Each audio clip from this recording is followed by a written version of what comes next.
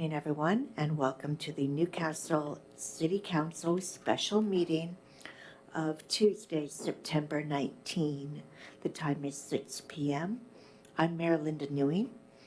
Let the record show that all council members are present. This public meeting is being recorded and may be viewed later on the city's YouTube channel. All right, on our special meeting agenda, we will be taking public comment tonight because council may take action during this session. We have on our agenda the business assistant grants discussion and legislative agenda discussion.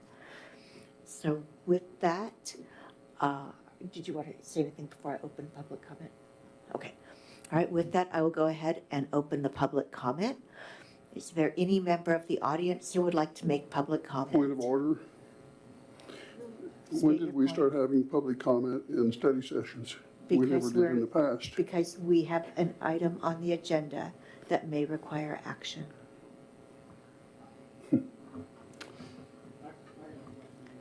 Councilmember Clark. This is or is not a study session? This is. This is? Yes, So sir. that's a study session. It's an informal discussion of city issues. It's not a public, since I echo what Councilmember Griffin said. When did we start changing that? Did we notice this meeting as a public comment and legislative action to be taken possibly? We did. The meeting notice is attached to the agenda. And in the past, there have been study sessions where council has taken action. This is not abnormal. Not in the meetings I've been in. Councilmember Griffin, I believe maybe you weren't on council at that time. So with that, I will gladly open the floor to public comment. Any members of our audience? Go ahead. Welcome, Christina.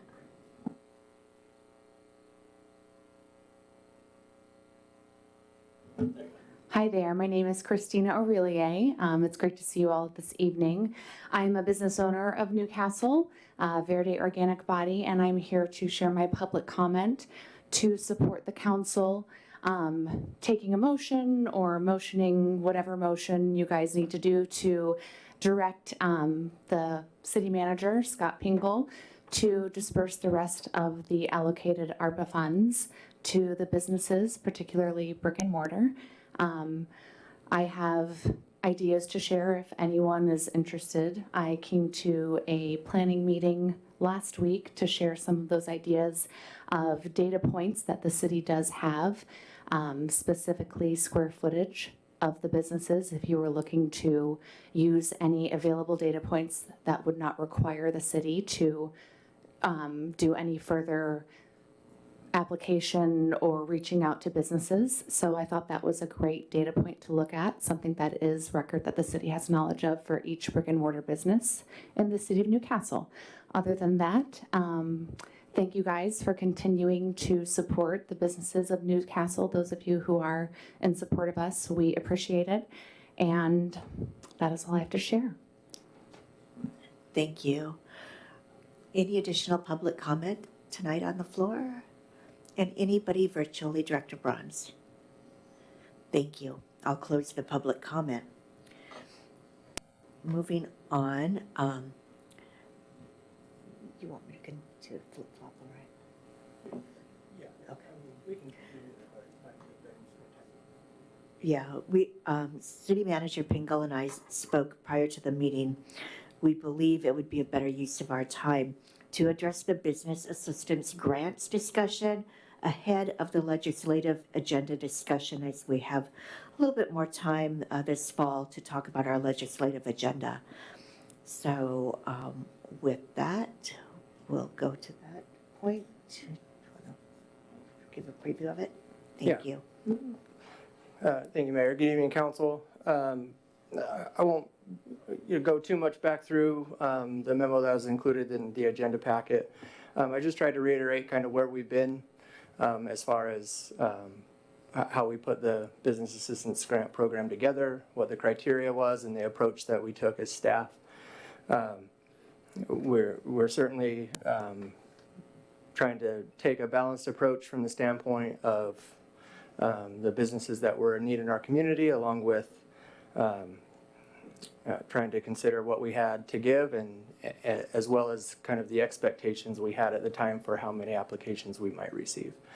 And so I tried to address also in the memo some of the questions that have come up throughout the process. The two main ones being, why didn't we give out the $400,000 in the first place rather than being short of that, as well as why not require some form of proof of financial need, and just tried to put in there the approach that we took as staff, not necessarily arguing that that approach is the best way to go or the only way to go, but that's the approach we took.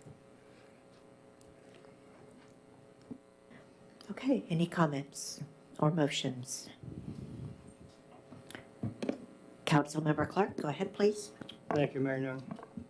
So, I'm going to sound like a broken record, but for what good it'll do. But the question we should all be asking is where does this end, right? And what do I mean by that? I mean, here are the businesses, they're demanding money from the city. What about next year or the year after that, right? When the times are tough again in the future, we're going to see people back up here demanding that the city pay them more money, give them more subsidies, right? And don't tell me that it won't happen because the ink isn't even dry on the previous checks and we're already demanding more, right? So the next year, when we have a hard financial time, what are you going to do? Are you going to say, well, okay, we're going to do it again with what money, right? You're going to take the rest of the cumulative reserve out and give it away to the businesses again? Are you going to say, well, maybe only that business or that business? You can't do that. You're playing God, right? So we are not thinking long term. We're creating an entitlement system that will not go away, right? Think about what happens at the federal level. You think that's not a disaster? We don't want Newcastle to be an entitlement machine. And don't tell me it's only going to happen one time, right? The demand for the money, we just heard one, is going to be persistent year after year when times are tough, right? I'm sorry, but if you look at the Bureau of Labor Statistics, after 5 years, a huge majority of businesses have not succeeded. And I'm sorry about that because everybody has a dream. They want their business to be successful. And I hope that they all become bazillionaires, and I've said it before. But what is the role of this council and the government? The role of this council and the government is to provide a good business environment in public safety, infrastructure, low tax rates, and a friendly city to do business in. It's not to subsidize businesses. It's not going to end. This won't be the last time that we hear this. Next year, what? The council will vote, assuming the same makeup, another $400,000 to give away, right? I mean, I'm sorry, this is insanity. I just, it makes no sense, right? It's up to the businesses to create a business model where people want that product or service. And if they have a complaint about the city, they should be telling us about public safety or infrastructure or taxes, and we should be taking action on that to make that better. But not be, hey, give me money. Where is the incentive to ever make your business more efficient or more viable or attractive to customers if you know that there's a trough you can come to every time? So, you know, I'm not echoing what I've said before, but, you know, I'm frustrated that this government is going to become, you know, a welfare state. It's just crap. So that's my 2 cents. Councilmember Villasenor. To answer Councilmember Clark's question, where does it end? It ends at $400,000, and that's what we appropriated. The businesses are in a position because the government required them to shut down. And this is our effort to make sure that the businesses who were required to shut down for the period of time during the pandemic can exit this time and remain in business. Not for just the good of the business, but for the good of the community. The businesses here are a part of the revenue generation of this city, not for just themselves, but for the city itself. It's important for us as a government to support revenue sources for ourselves, and I don't believe that we were out of line in appropriating $400,000 from the federal government, who again required those businesses shut down. So my point of view is different than yours, but I believe that we should find a way to appropriate the rest of the money. up to the amount that we had voted on. So, thank you. Well stated, Councilmember Deputy Mayor Sherlock. Thank you. Yeah, I agree with Councilmember Villasenor. I'll just add that this money came to the city of Newcastle for the exact purpose of giving it out to our community to make us whole from this pandemic.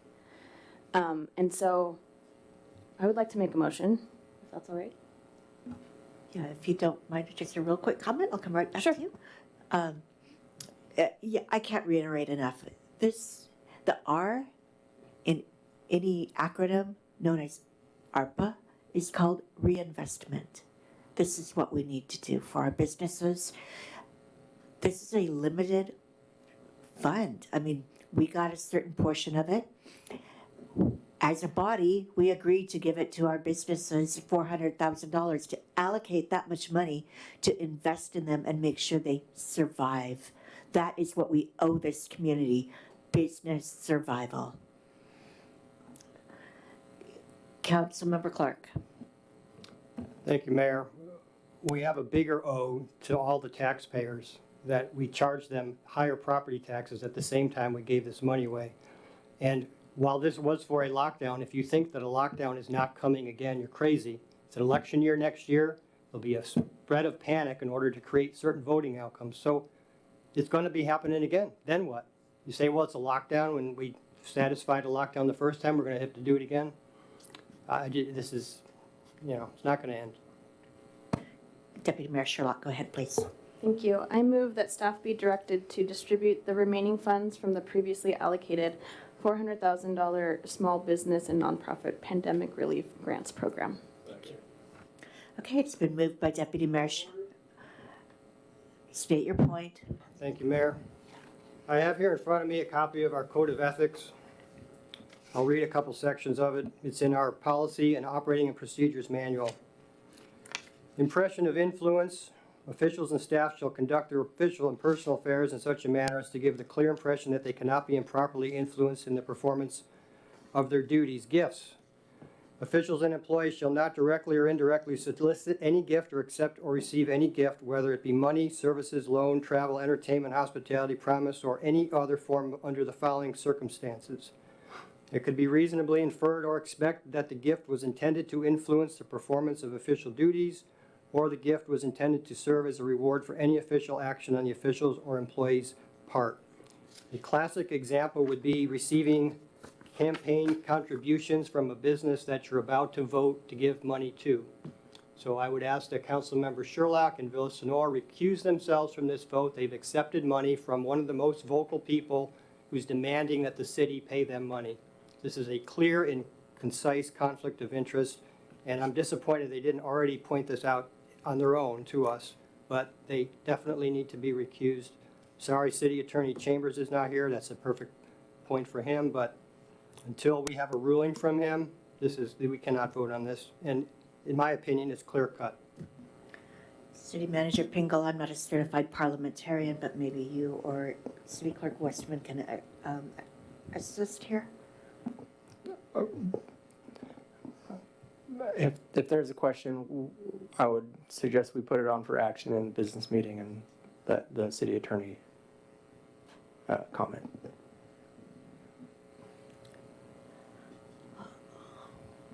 Councilmember Lakotia, you haven't spoken yet. I saw your hand go up. Speak, but yeah, this is a direct conflict of interest, and there are two things. Receiving gifts for the campaign, there's nothing wrong with it, but Councilmember Sherlock and Councilmember Villasenor cannot participate in deliberations and voting on the motion when it comes to businesses because they have a direct interest. And as Councilmember Clark already spoke, the citizens, we are going to look at penny poll today, and the citizens have already voiced their concern where they have voted, put the most pennies in public safety. And even the businesses are, facing public safety issues. Recently 2 businesses were impacted, and so was an individual whose car was vandalized. So I think we should all be focusing on public safety and not worry about the other issues for this time. Thank you. I'm a little unclear as to what to do with the motion that's been made and seconded.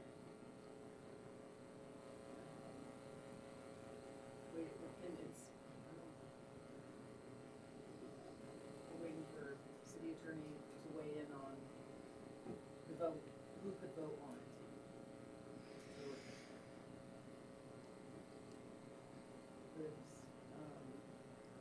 I don't know, I've never had an attorney need to weigh in for a vote without having an attorney in the room. Point of order. I think I just want to reiterate the precedent. I don't think it's our place as council members to call out what other council members can and can't vote on. I would be open to tabling this to the general meeting so we can have the city attorney weigh in on it. But I think, there's a lot of situations in other cities where, a certain elected official might be Chamber of Commerce backed, right? And that is not an illegal thing for them to vote on distribution of funds like this. Some people might have different feelings about it personally, but I don't think it's our place to dictate this to each other. So I'd be open to a motion to tabling it, but I don't want to set a precedent of telling each other what we can and can't vote on. Well, tabling, I believe, would postpone it indefinitely. I believe what we need to do is an amendment, and tell me if you disagree, but an amendment to move this item to general business, which would be, I believe, item 11.2. 12.2 of our regular business meeting. I'm happy to entertain any amendment.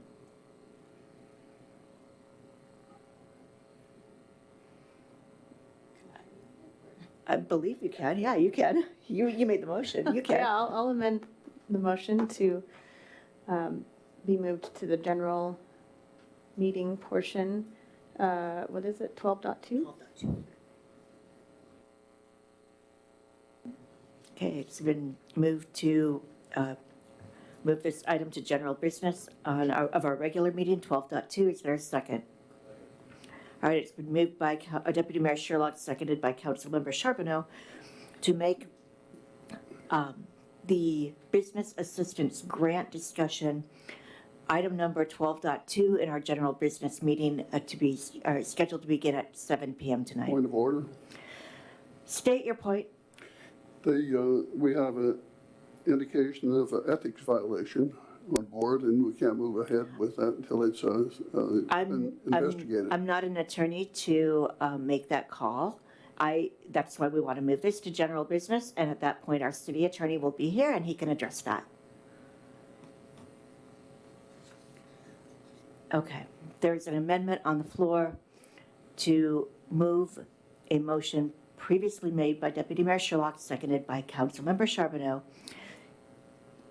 to not vote on that during this special meeting, but move that agenda item to our regular business, item number 12.2 of our regular business meeting at 7 p.m. All in favor of the amendment, please say aye. Aye. Opposed? No. I believe that was, Charbonneau, you voted yes, right? Okay, 4-3. Amendment carries. Okay, now we need to vote on the main motion, which seems a little bit backward. No, we don't? Okay. All right. We're on that. All right, we will move on to now what is our second item, legislative agenda discussion. I believe on the dais, we have an item that is a kind of a draft of AWC's 2024 legislative agenda, what they call it taking shape. And I'll turn it over to City Manager Pingle. Thank you, Mayor. So I just wanted to get this discussion going. We didn't adopt our legislative agenda last year until November. And so I wanted to kind of get the discussion going, even though I did not anticipate that we would adopt a legislative agenda tonight at all. I just wanted to get it started, make sure the council had an opportunity to have a discussion. I've put a little information out to the council as far as discussions with our lobbyist. And then once we got AWC's legislative priorities, I wanted to make sure those were in front of you and at least get headed in some direction. So my discussions with our lobbyist, we certainly want to reiterate our request for transportation funding for May Creek Park Drive. We'll continue to have that request moving forward. But as we discussed, both the success we had in getting the Crosstown Trail dollars in the current session or in the current year, and then moving into a short session, she indicated that it may not be a good idea for us to ask for big Lake Bourne Park funds in the short session, just because it's not necessarily a state priority, and so it's not going to go anywhere. It would be better for us to save that for the 2025 session. And so wanted to make sure council's aware of that, and if there's any discussion, that would be great. And then really where I wanted to get some information out was on AWC's legislative priorities, and see where we might align with those. And then the other part that was included in the memo for this item was with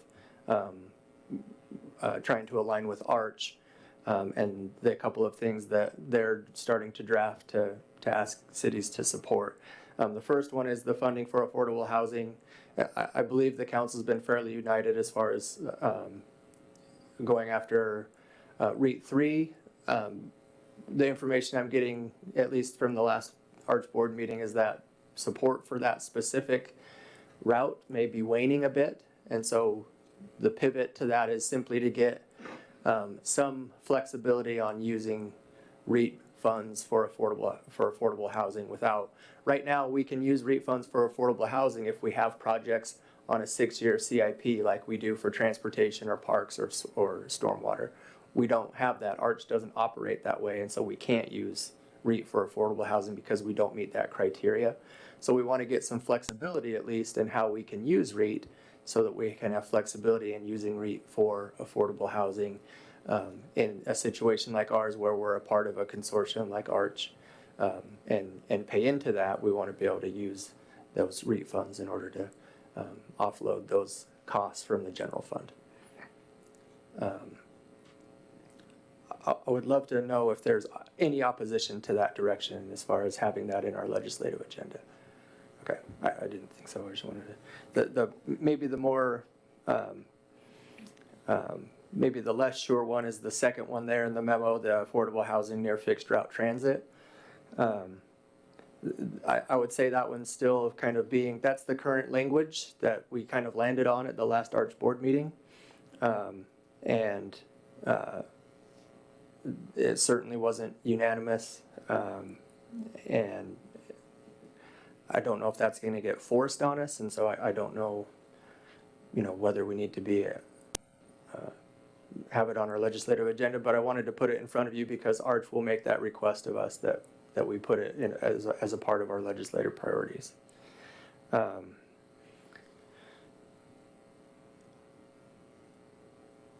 Any comments on that second one?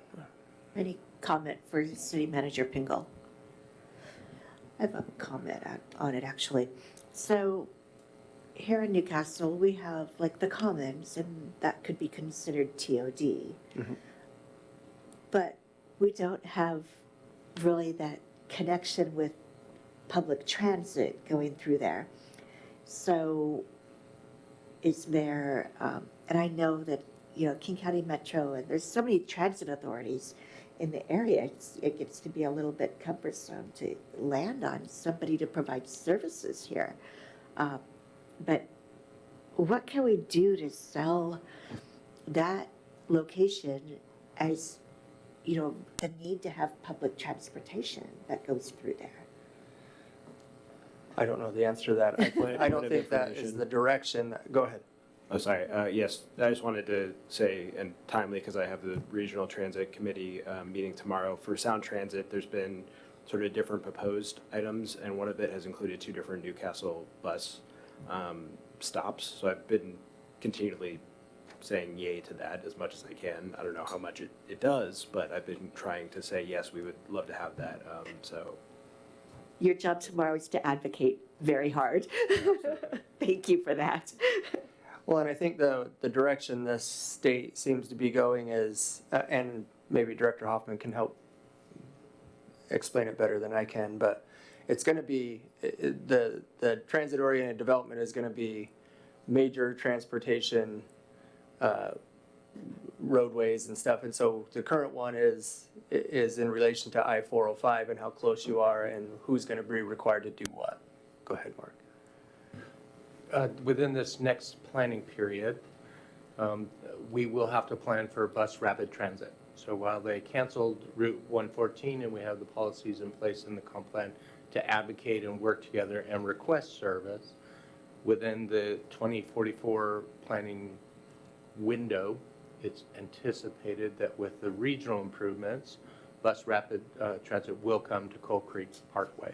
So that's what we're planning for, even though today it's not there. So while this is a measure that would mostly affect the larger cities around us, with light rail, for instance, our interest is how does it affect the pass-through traffic and the commuters that live in our community. So BRT is anticipated to have a line along Coal Creek, not just along 405? The specifics aren't there. Okay, But as we go through this comp plan update over the next year, it'll get more specific. We'll track the legislation in Olympia and how it applies to us. Then we'll make sure the policies and the goals are in the comprehensive plan, and then the advocacy starts. If we have a say as a small community, we should voice that. okay. But the bigger picture for this transit-oriented development legislation is Renton and Bellevue. And so, Yeah. And I know the parking facility they're installing off of Northeast 44th is 200 stalls, I believe, which is really not a whole lot, other than a lot of traffic up and down May Creek Park Drive, but, we'll address that when it comes. Is that your hand up, Director Barnes? Go Yes, ahead. thank you, Madam Mayor. Just a clarification, so Sound Transit is doing the Stride BRT along 405. The Stride 2, the one from Bellevue to Renton to Tukwila, is now delayed to 2029. And then what Director Hoffman was talking about is Metro's Rapid Ride, which was, they have a route proposed from Renton through Newcastle, basically to replace the 140 or elevate that. And that's been pushed off further out. They don't have a horizon for that, but it's within the planning horizon of our comp plan, but not identified for service. Thank you. The sticking point on that second one is the word required. And that was the focus, and part of the discussion was, well, if we don't make a statement, nothing's going to happen. Where required is the sticking point for. That's the argument: is should it be required? Should it not be required? Turning to the legislative agenda for AWC. Maybe with the time that we have, I'd love to focus on their 4 recommended priorities. Just because I think at least the first 3 of them fall in line pretty well with what we need and what we've been trying to accomplish anyways. The first one is public safety officer recruitment and retention. And so pushing for more tools or more resources from the state to help our law enforcement agencies recruit and retain officers.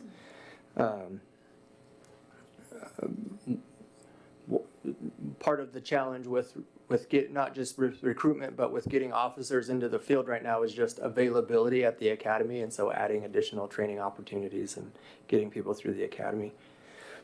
The second one is infrastructure investment. Now, what I love about this one from AWC that I think we need to jump on and make, it should be our own, I recommend that it be our own bulleted priority, is that this is specific to operations and maintenance. One of the things that we've continued to express to the governor's office, to our legislative delegation, is that we don't necessarily need, we're always going to need capital dollars, but what we really need right now is operating dollars. And so continuing to provide grant programs and things like that that give us grants that help us do a single project is great. But what would be great is if we had maintenance and operations dollars for our transportation system. That's where our budget struggles, and that would be great to get from the state.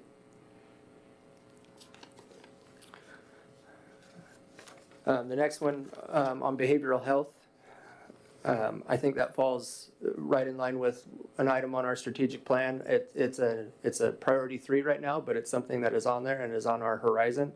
On our strategic plan, it's geared more towards mental health, but I think they go hand in hand. And so I like that that continues to be worked and becomes more of a consistent and constant push to help communities out. I'll go that far. Any comments, questions, discussion on those 3? Any comments, questions? All right, next up. Okay. The fourth one from AWC, I think, is probably more controversial as far as the property tax cap.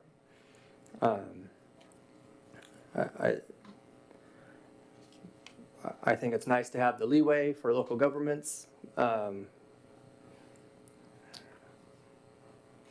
again, the 1% was put there for a reason.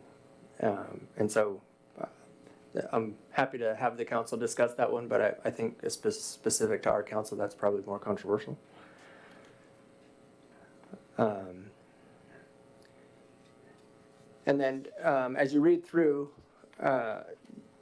AWC will also put together a list of significant issues and then support issues. And we can work through that as we move forward. And this is just their kind of their short list as far as there'll be significant issues that aren't a part of their priorities, and then there'll be issues where AWC will be supportive, although it's not something they're going to press for.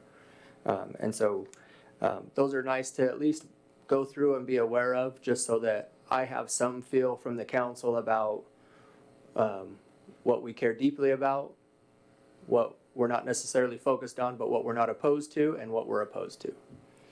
Just the legislative session, especially a short session, rolls pretty fast. And so it's hard when somebody says, hey, can the city of Newcastle support this? It's hard to have to bring all of those issues back to the council before saying yes or no, just because usually it's like a 24-hour turnaround, and then we're not participating. Councilmember Charbonneau, did you have your hand up? Thank you, yes. So I had sort of taken notes on all of this, and I wanted to share. I will provide them in writing to you and other staff, just for the sake of you not scrambling to write them down as I'm talking. But just to share with, and we can gauge values and have a sort of conversation about it. I think absolutely the Crosstown Trail and multimodal improvements, absolutely. Public safety, I think really that recruitment and retention piece, right? Because that's kind of felt like the part that's out of our control, right? Is hey, there's not enough people that want to be officers. So, those things, that retention, I know there's a lot of officers have, shortened lifespans, they have worse mental health outcomes, so the support when they're actually there, right? Because I know we've had officers leave as well too. So really whether that's, I'm not an expert on what that is, whether that's more training, more resources, whatever that is, pushing the state to provide that money when we're already facing increasing public safety costs, same with all the new technology that we're talking about. I think having on our legislative agenda those additional resources, those additional tech funds from a higher level is really critical.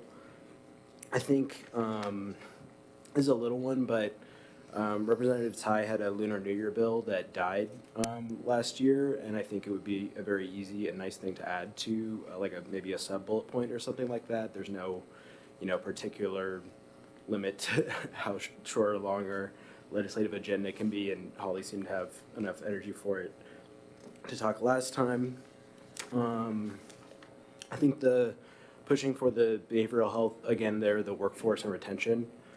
For me, I was actually offered a job to be a youth specialist with behavioral health, and I didn't take that opportunity because I'm young earlier in my career, and I had also had an offer for the job I have now, which paid more, right? So a lot of times that is the limit for folks to get into those fields, and we do have a lot of those folks that live here, whether you realize it or not. We get to see that on the East Side community. And then I think the REIT for affordable housing, absolutely. I really like the point they had about land use, where it's providing technical and financial support for the land use and planning requirements, right? Our planning department is only so big, so giving more resources there. That was the logic with K4C as well, to try to give more support there. I have a couple points I wanted clarity from AWC on, and I appreciate, I can submit that. We can talk offline about how to submit that, but the things I have questions about that I'll share with the group are, they talk about supporting policies that how local elections are administered. That is very vague. I would like to know what they mean by that before backing just whatever that might be. I think the questions about auto theft and property crimes, obviously that's something people come to us a lot. I want to know what I would like further definition on that. I think supporting the ways to reduce abusive public records request is great. I think we should absolutely include that. I know I've heard a lot of other elected officials talk about that. Where's the other one I had? Oh, supporting efforts and then the revenue options as well, right? So we talk about our revenue quite a bit. So supporting more options for us on ways we can generate revenue, right? Adding more tools to the sort of toolbox we might have, progressive revenue sources, as well as the Direct Climate Commitment Act funding, right? The more funding we have to implement these things can be really critical. And I think additionally, the last one I had was the childcare. And I think that's really worth doing because we have a lot of young tech families moving into our city that might work for T-Mobile or Amazon or Boeing or something of that nature. And a lot of them are, welcoming new children or have young children. I've gotten to see it out a lot in our community talking to people.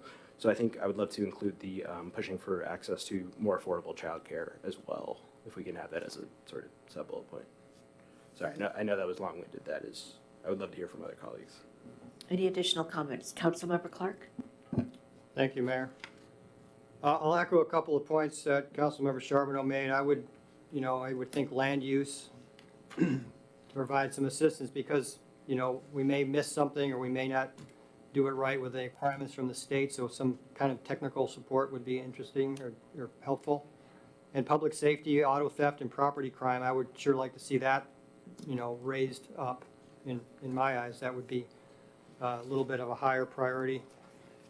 Probably no surprise to anybody, but I would oppose the property tax cap change. But I also, as a significant issue, drug possession and fentanyl, that's, more of an issue everywhere, and I would like, clearly that should be something that's important to us. Under police officer retention and recruitment, I just have a question, and maybe you can answer it. On the second bullet point, support changes that allow for part-time positions, so to be covered by and I don't know what LEF system is, but Chief Kajuhiro was talking about a potential auxiliary or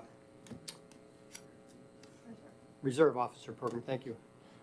Is that something that would be affected or help our costs for that? I don't know anything what this means, but I'm just throwing that out there as maybe if that's a helpful bullet point in that system, maybe that could be something we'd want to support. That's it. Okay, any other comments or input? Okay, moving on.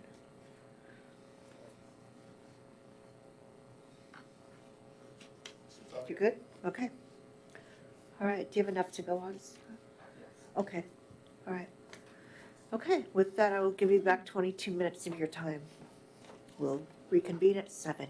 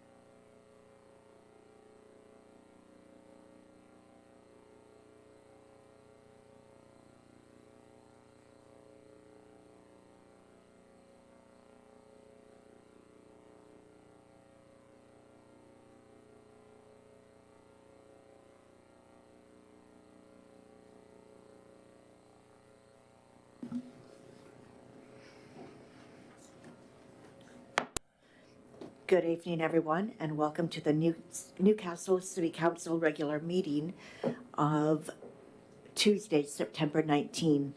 The time is 7:01. My name is Mayor Linda Newing. This public meeting is being recorded and may be viewed later on the city's YouTube channel. Please stand and join me in the Pledge of Allegiance. I pledge allegiance to the flag of the United States of America and to the republic for which it stands, one nation, under God, indivisible, with liberty and justice for all. All right, thank you. City Clerk Westman, will you please call the roll? Councilmember Griffin. Here. Councilmember Villasenor. Here. Councilmember Lacotia. Here. Councilmember Charbonneau. Councilmember Clark. Here. Deputy Mayor Sherlock. Here. And Mayor Newing. Here. All here, Mayor. Thank you. We do have a quorum tonight of 7-0. Okay. Now, moving on. Is there any objection to approval of tonight's agenda? Do we need to amend it on the floor to add 12-2? Yeah. Okay, we're good? Okay, I just wanted to make sure. Okay. Is there any objection to approval of tonight's agenda as amended during our study session? Seeing none, please show the final agenda approved as amended. Okay. Public comment. I'm going to defer to our city attorney, Curtis Chambers, to say a little bit before we open public comment. Good evening, everybody. Once again, the city is in election season, and I've been asked to provide comments regarding the state of the law as it relates to the use of public facilities and election campaigns. In short, state law RCW 42.17a.555 prohibits the use of public facilities to assist a campaign for election of any person to office or to support or oppose a ballot proposition. The Public Disclosure Commission is the state agency with jurisdiction to enforce this statute. The Public Disclosure Commission interprets this statute very broadly to include a prohibition on using the public comment period during an agency's public meeting for these purposes. This applies to a council member's comments during the public meeting as well. To avoid any potential for violations of the statute, please refrain from making comments that support or oppose a candidate for office or a ballot measure. Please have your comments address issues relating to city business or city functions, not campaign or election issues. This includes references to election or campaign materials such as flyers, letters, or similar communications. The city thanks you for keeping your remarks focused on city issues. Thank you, Attorney Chambers. Okay, with that, I will ask if there are any members of the audience signed up for public comment. Those of you signed up, you will have 3 minutes. Please state your name and the area in which you reside. And first, I have Allison Sweeney. Welcome.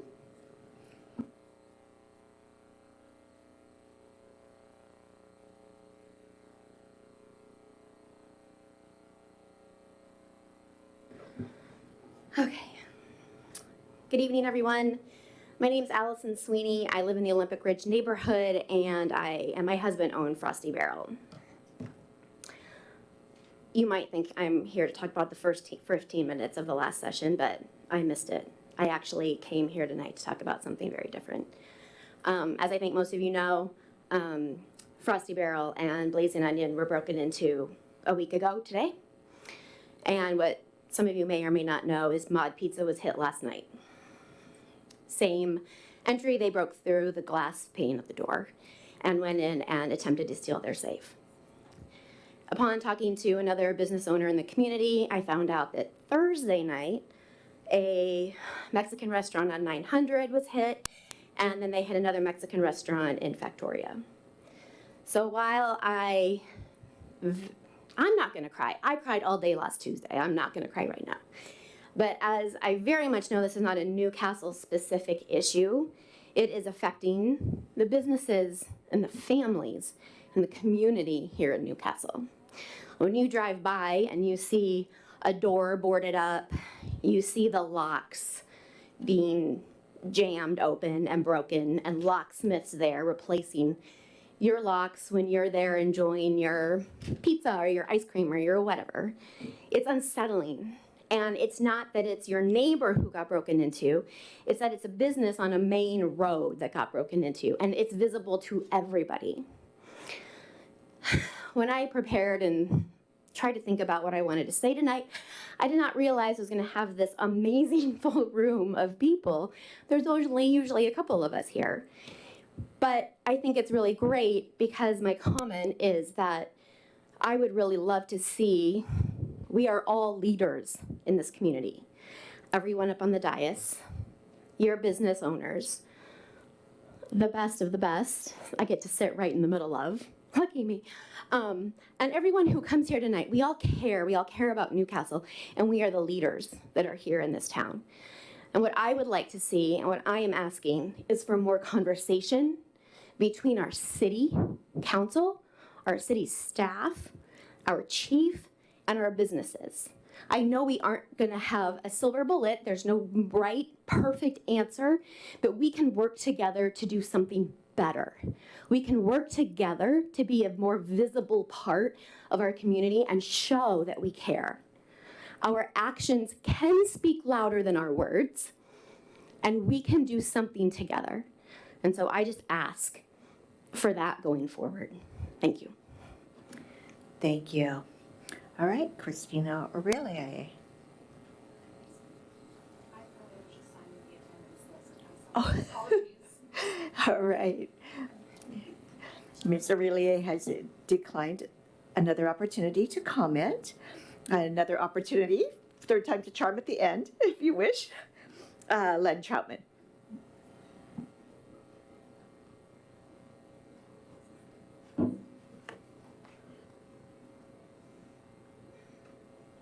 Evening, folks. My name's Len Troutman.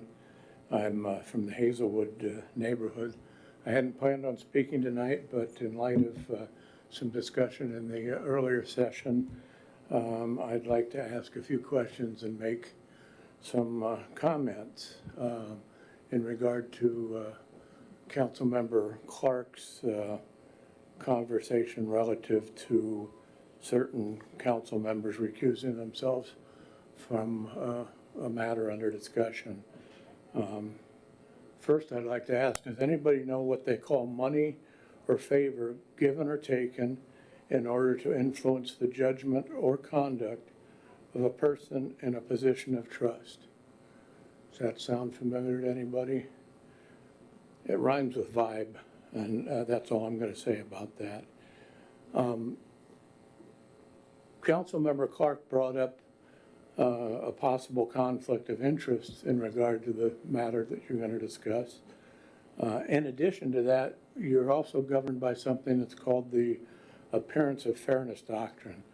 And according to this doctrine, the appearance of fairness is as important as the substance.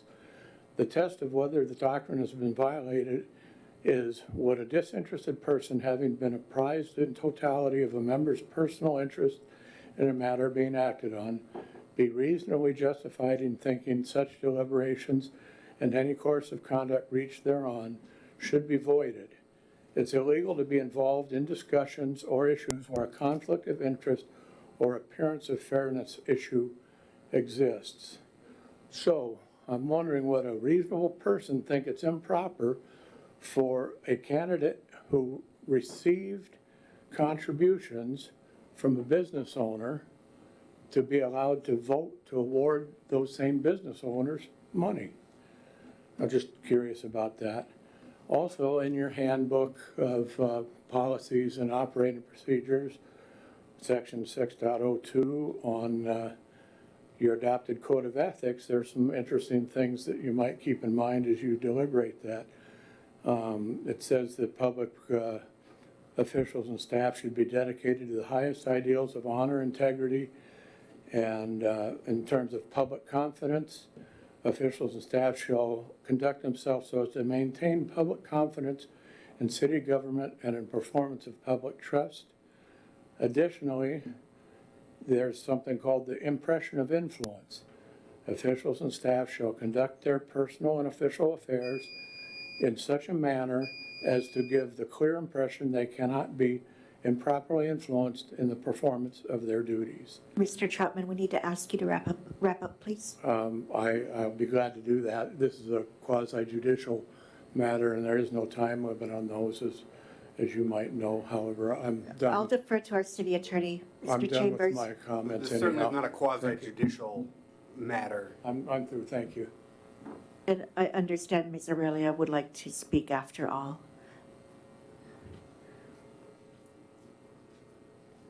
Hello all, my name is Christina Aurelier. It's great to see you all again. I was here for the earlier study session. I think it's apparent that the comment that Councilmember Clark has made, that he potentially is alluding to me and my business, which I would love to see what proof you have to provide on this accusation. I think that I would like to also echo what Allison has brought to the table, where the council members sitting here in front of me should be working to build community. And what I see tonight is people tearing other people down.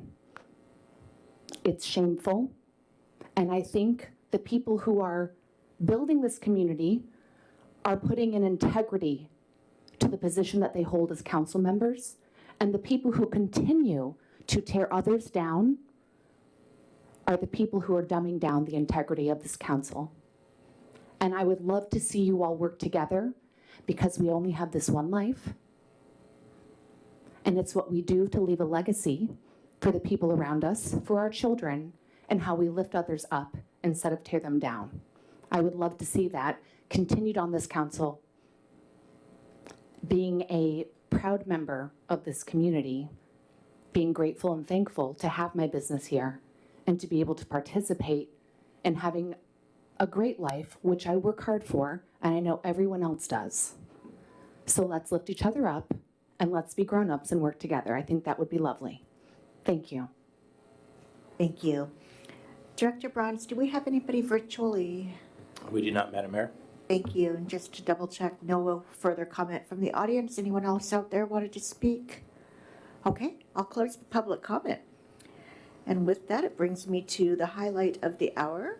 I'm very pleased to welcome Chief Hake and his crew for a presentation on Fire Prevention Month, a couple weeks early, but congratulations on another Fire Prevention Month and the Bellevue Fire update. Thank you for being here. Thank you. Good evening, City Manager Pingle, Mayor Newing, members of council and staff. Thank you for the opportunity to address you this evening with an update on the Bellevue Fire Department, fire, EMS, hazmat, and yes, fire prevention is always a concern, but particularly during Fire Prevention Month. Interestingly, I'm also a Newcastle resident and have been since predating cityhood, and I was on the community panel that led to the decision to select Bellevue Fire over three choices. So it's really an honor for me to be here to address you this evening. I brought kind of an entourage with me tonight, and I have our Fire Marshal, Travis Ripley, our Assistant Fire Marshal, Kyle Nelson. And if people get up and run out of the room, don't take it personally. It just means they got a fire alarm and they have to leave. Battalion Chief Tom Fields is sitting behind me. Tom has operational control over all the units in this part of town. And then the members from our local fire station, Station 109, right down the street, are here. And anyway, I just wanted to mention that in case they get up and run out, that's what they're doing. If we could bump ahead to the next slide, I'll let you take a look at this slide, but just to kind of chart the course, I've got 12.5 slides or so I'm going to try to go through pretty quickly so that we can address any comments or questions you have. But there's a couple of bragging points here. The first one is that Bellevue Fire has been internationally accredited since 1998. We're prepping for our 6th cycle of accreditation, reaccreditation, and really what this kind of boils down to is a good housekeeping seal of approval, right? Don't take my word for it that we have a great department. We get evaluated on 358 different elements from industry experts all over the country, so we're very proud of that effort. Washington Survey and Ratings Bureau provides a rating. It's like golf. You want a low score. We're a 2. There weren't any 1s in the state until last year when Seattle became a 1. So we're a 2 heading for a 1. And there's an inverse relationship with how much you pay for fire insurance and your rating. And so the fact that we have a rating of 2 means that we pay less for our fire insurance premiums. We have over 250 employees, and it's a blend of uniformed employees like the ones you see behind me, and then about 60 civilian staff that help in support capacities to make the department run. Everybody from those that answer the 911 phone to those that order tires and paper towels to run the fire stations. We are working on construction of our 10th fire station now, which is in downtown Bellevue. And that fire company, Engine 110, went into service July 1st, and now we're just building the station to go ahead and put them. I want to mention real briefly about our blended strategy. So our aim is to prevent every fire that we can through public education, code enforcement, adoption of modern model codes, and then have a fast and professional response for those fires that we can't prevent. And I know we had a significant one up in China Creek just last week. Other than that, the staff just informed me we had one fire in 2022, and it was a bark fire. So in general, we're glad that Newcastle is a safe place to work, live, and recreate. If we could move ahead, this is a highlight of accomplishments from 2022, and I'd really like to dive in on the first one. So we are proud to say that we are the first fire department in King County to receive the Mission Possible Award from the American Heart Association. And what this means is that we have been recognized by the American Heart Association for identifying heart attacks, and a particular kind of heart attack called a STEMI. That stands for ST elevated myocardial infarction, which is about a two-quarter term that means a particular kind of heart attack, and the recognition was for figuring out that that's what our patients are having, notifying the hospitals, and hitting all of the best practices between encountering the patient and the actual surgical intervention which fixes that problem, which is usually a catheter and a balloon. So we're very proud of our Medic One program. And I often mention that when I'm interacting with colleagues from around the country, they say, there's no way you guys have the save rate that you publish. And I say, no, we actually do. So Newcastle, Washington, and King County, you don't want to have a heart attack, but if you do have one, you want to have it here. All right, let's jump ahead, please. I like to show this slide because I get this question all the time. You know, I fell and maybe I broke my ankle and you sent an 80-foot ladder truck to my house. Why did you do that, Chief? Well, we have a layered response system. So when you call 911 and you get questioned by the dispatcher, they can already see where you are, and they're queuing up the closest available help, whether that's a fire engine like the one right down the street, a ladder truck, a battalion chief, or in some cases a police officer. And then we add the kind of units we need for the type of problem. And so you see the picture of our newest fire engine there, that's Engine 110. And a fire engine has a fire pump, obviously, not unlike your clothes washer, right? It spins water very quickly, connects to a water source, and applies water to the seat of the fire. The longer truck in the lower right is a ladder truck. It has a 100-foot aerial ladder, and these are the folks that cut people out of cars. They do search and rescue. They operate fire streams from heights. And then in the upper right, you see the fire SUV. That's what Chief Fields operates. So this is the on-duty supervisor that supervises the day-to-day activities of the firefighters and the paramedics, and then they respond to the scene and provide command and control. And our newest asset that you see on the right there, that is a brush engine. And you know, we've discussed previously the growing concern about fires in the wildland interface, homes in the woods, green belts. And you guys have all, you know, seen on the news that Oregon, California, certain parts of our state in recent years have literally been burning up. So this is an area that we're investing, and this asset was actually a donation from Amazon, and it was just put in service this summer, so we're very excited about that. Okay, moving ahead, I want to talk briefly just about why response times are important. And there are a few elements that make up response time.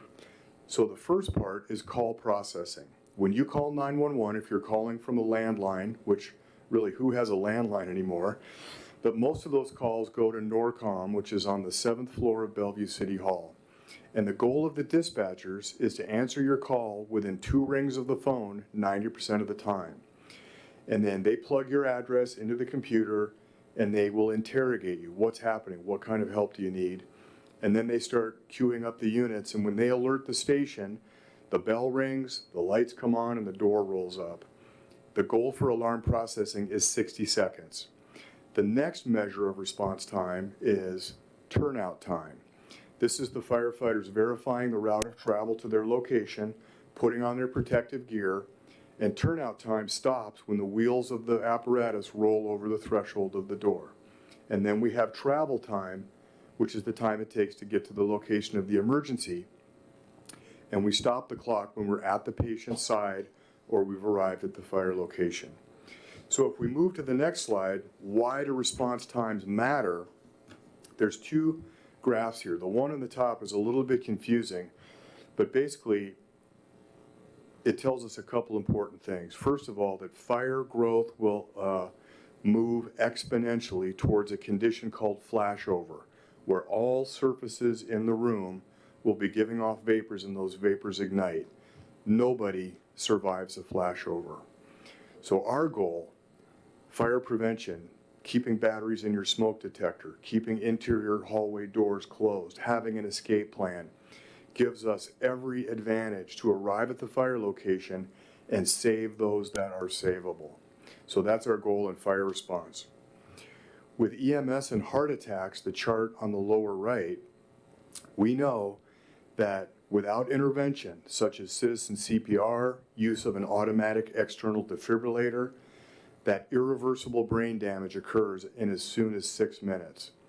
So one of the things we attribute our wonderful save rates here in Newcastle and King County is the fact that so many of our neighbors are trained and willing to do CPR. Really a strong point for our community. So just a quick point on why having that response capability matters to us. Every second truly counts. Okay, moving ahead. I'll let you just take a glance at this slide, which shows the number of fires we encountered versus the amount of investment we have in prevention, which is conducting fire inspections, reviewing architectural plans and designs so that we are permitting and building safe spaces for our community. When we do have fires, the number that we investigate so we can try to attribute a cause to that fire so we can then plow that back into preventative efforts. And the fire marshal staff will speak a little more about that in just a minute. So our next slide, this is a picture of the station right down the street, and that is your captain of Fire Station 109. His name is Andrew Oltman. He is a longtime Bellevue firefighter, and he also happens to be the local president. This day was the dedication of the new battalion unit, Battalion 102. And I pulled some stats for your local station here in Newcastle. So for Q3 of 314 emergencies, they beat their turnout goal 90% of the time. They are 55% complete with their fire prevention inspections that they have been assigned this year and are on track to finish. And they are 83% complete on the required training that they have been assigned. Every day is a training day for us. We have to maintain our skills and we spend a lot of time training. So that's just a little bit about your local station. In 2022, the calls for service that we had in Newcastle, the lion's share of these calls are for rescue or EMS. We spend a fair amount of time at elderly facilities, at adult family homes, but about 7 out of 10 times we roll out the door, we're going for a medical related reason. The yellow slice of the pie is service calls, and this could be resetting a fire alarm. It could be helping out in a way that's not quite as emergent. Then we have good intent, false alarms, and like I said, the incidence of actual structure fires is really pretty thin, and that's something that we count as a success, that Newcastle is a safe place to live and work. Okay, moving ahead. I always like to spend just a minute explaining the difference between an aid car and a medic unit and which one will you get. In the photo in the upper right, you have one of each. So they look the same, right? It's a box van, but what's inside is a little bit different. All the firefighters have EMT training. That's about 200 hours of initial training and quarterly ongoing training. And they can help you with the blood pressure or oxygen or help set a broken bone. The other unit is a medic unit, right? So that's about, well, it says on here, that's 2,700 hours of training. The paramedic students actually dedicate a year of their lives at Harborview Medical Center, and the whole year they're essentially studying, hanging out in the ER, learning at labs, or going on alarms. So that, imagine a table with 3 legs.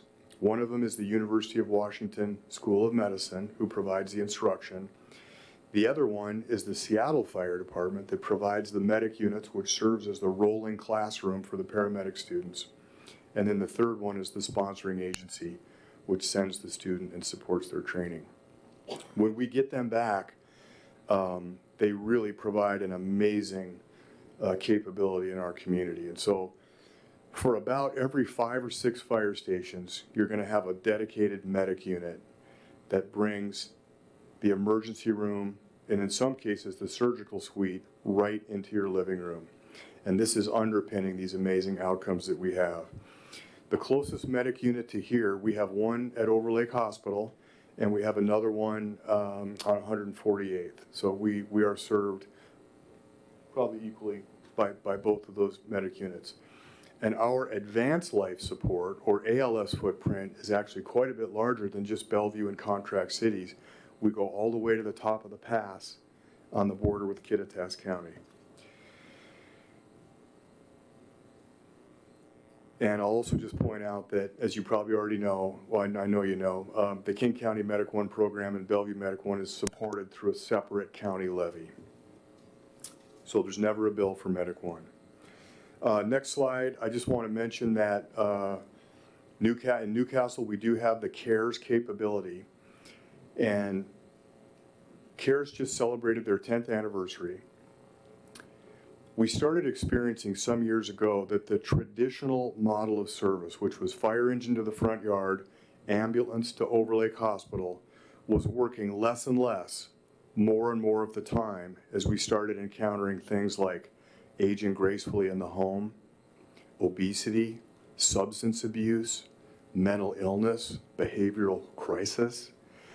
And so we started a program where we have Masters of Social Work students or actual professional social workers that can be a follow-on capability to the traditional first responders and connect people with the kinds of services that are really going to help them. So we're super proud of this program. We host students from anywhere, 8 to 16 colleges and universities. They come to us needing several hundred hours of patient contacts to get their degree, and we need help with people struggling in our communities. And so we've paired this together in a really nice way to help folks that need that special help. Okay, moving on quickly. We also cherish the opportunity to perform community outreach. Our annual open house, we have a slide on that later, but it's coming up October 14th, and I'd hope to see all of you there. We love the opportunity to interact with school children or really any community group. We welcome visitors at the fire station. And so community outreach, connecting with the community, and discussing with people. Oftentimes it's real simple stuff, or sometimes it's just people that want to chat. But we welcome that, and we would certainly love to do even more of it here in Newcastle. With that, I'd like to bring to the podium our Fire Marshal, Travis Ripley. Travis? Thank you. Well, Chief has really highlighted many of the things that we do in prevention. We're lucky we use the entire department towards our prevention efforts. But in addition, we do employ a specialized group of fire prevention officers that do a whole host of specific jobs. And those include compliance inspections, where they're going into existing buildings and businesses to assure that they're safe. In addition, plan review and working with development review here in the city to do that plan review and construction inspections. And obviously, developing building and fire codes together with our contract cities. I'm going to bring up Kyle here to kind of highlight maybe some of the things that specific to Newcastle, though, that his group, he manages that maintenance team. Good evening, everybody. So yeah, last week I pulled some data on Newcastle itself. We used 2022 because that's the last complete calendar year we have data on. So just to give you a highlight of, like Chief and Travis said, we use a blended approach of fire prevention officers or specialists, and your crews back here, like Lieutenant Ordonez's crew. We do about 50-50. So last year in 2022, we did 2 million square feet of inspections. This encompassed 238 inspections of essentially non-single family residences. So anything that isn't a house, anything that you can walk into off of the street, we are in charge of inspecting once a year. Through our efforts last year, my team successfully cleared 390 violations. So during our fire inspections, they identified 390 fire code deficiencies and worked with property owners, property managers, and business operators to make their businesses and their buildings safer. So with that, I'll turn it back over to Travis, who's going to talk about some fall safety.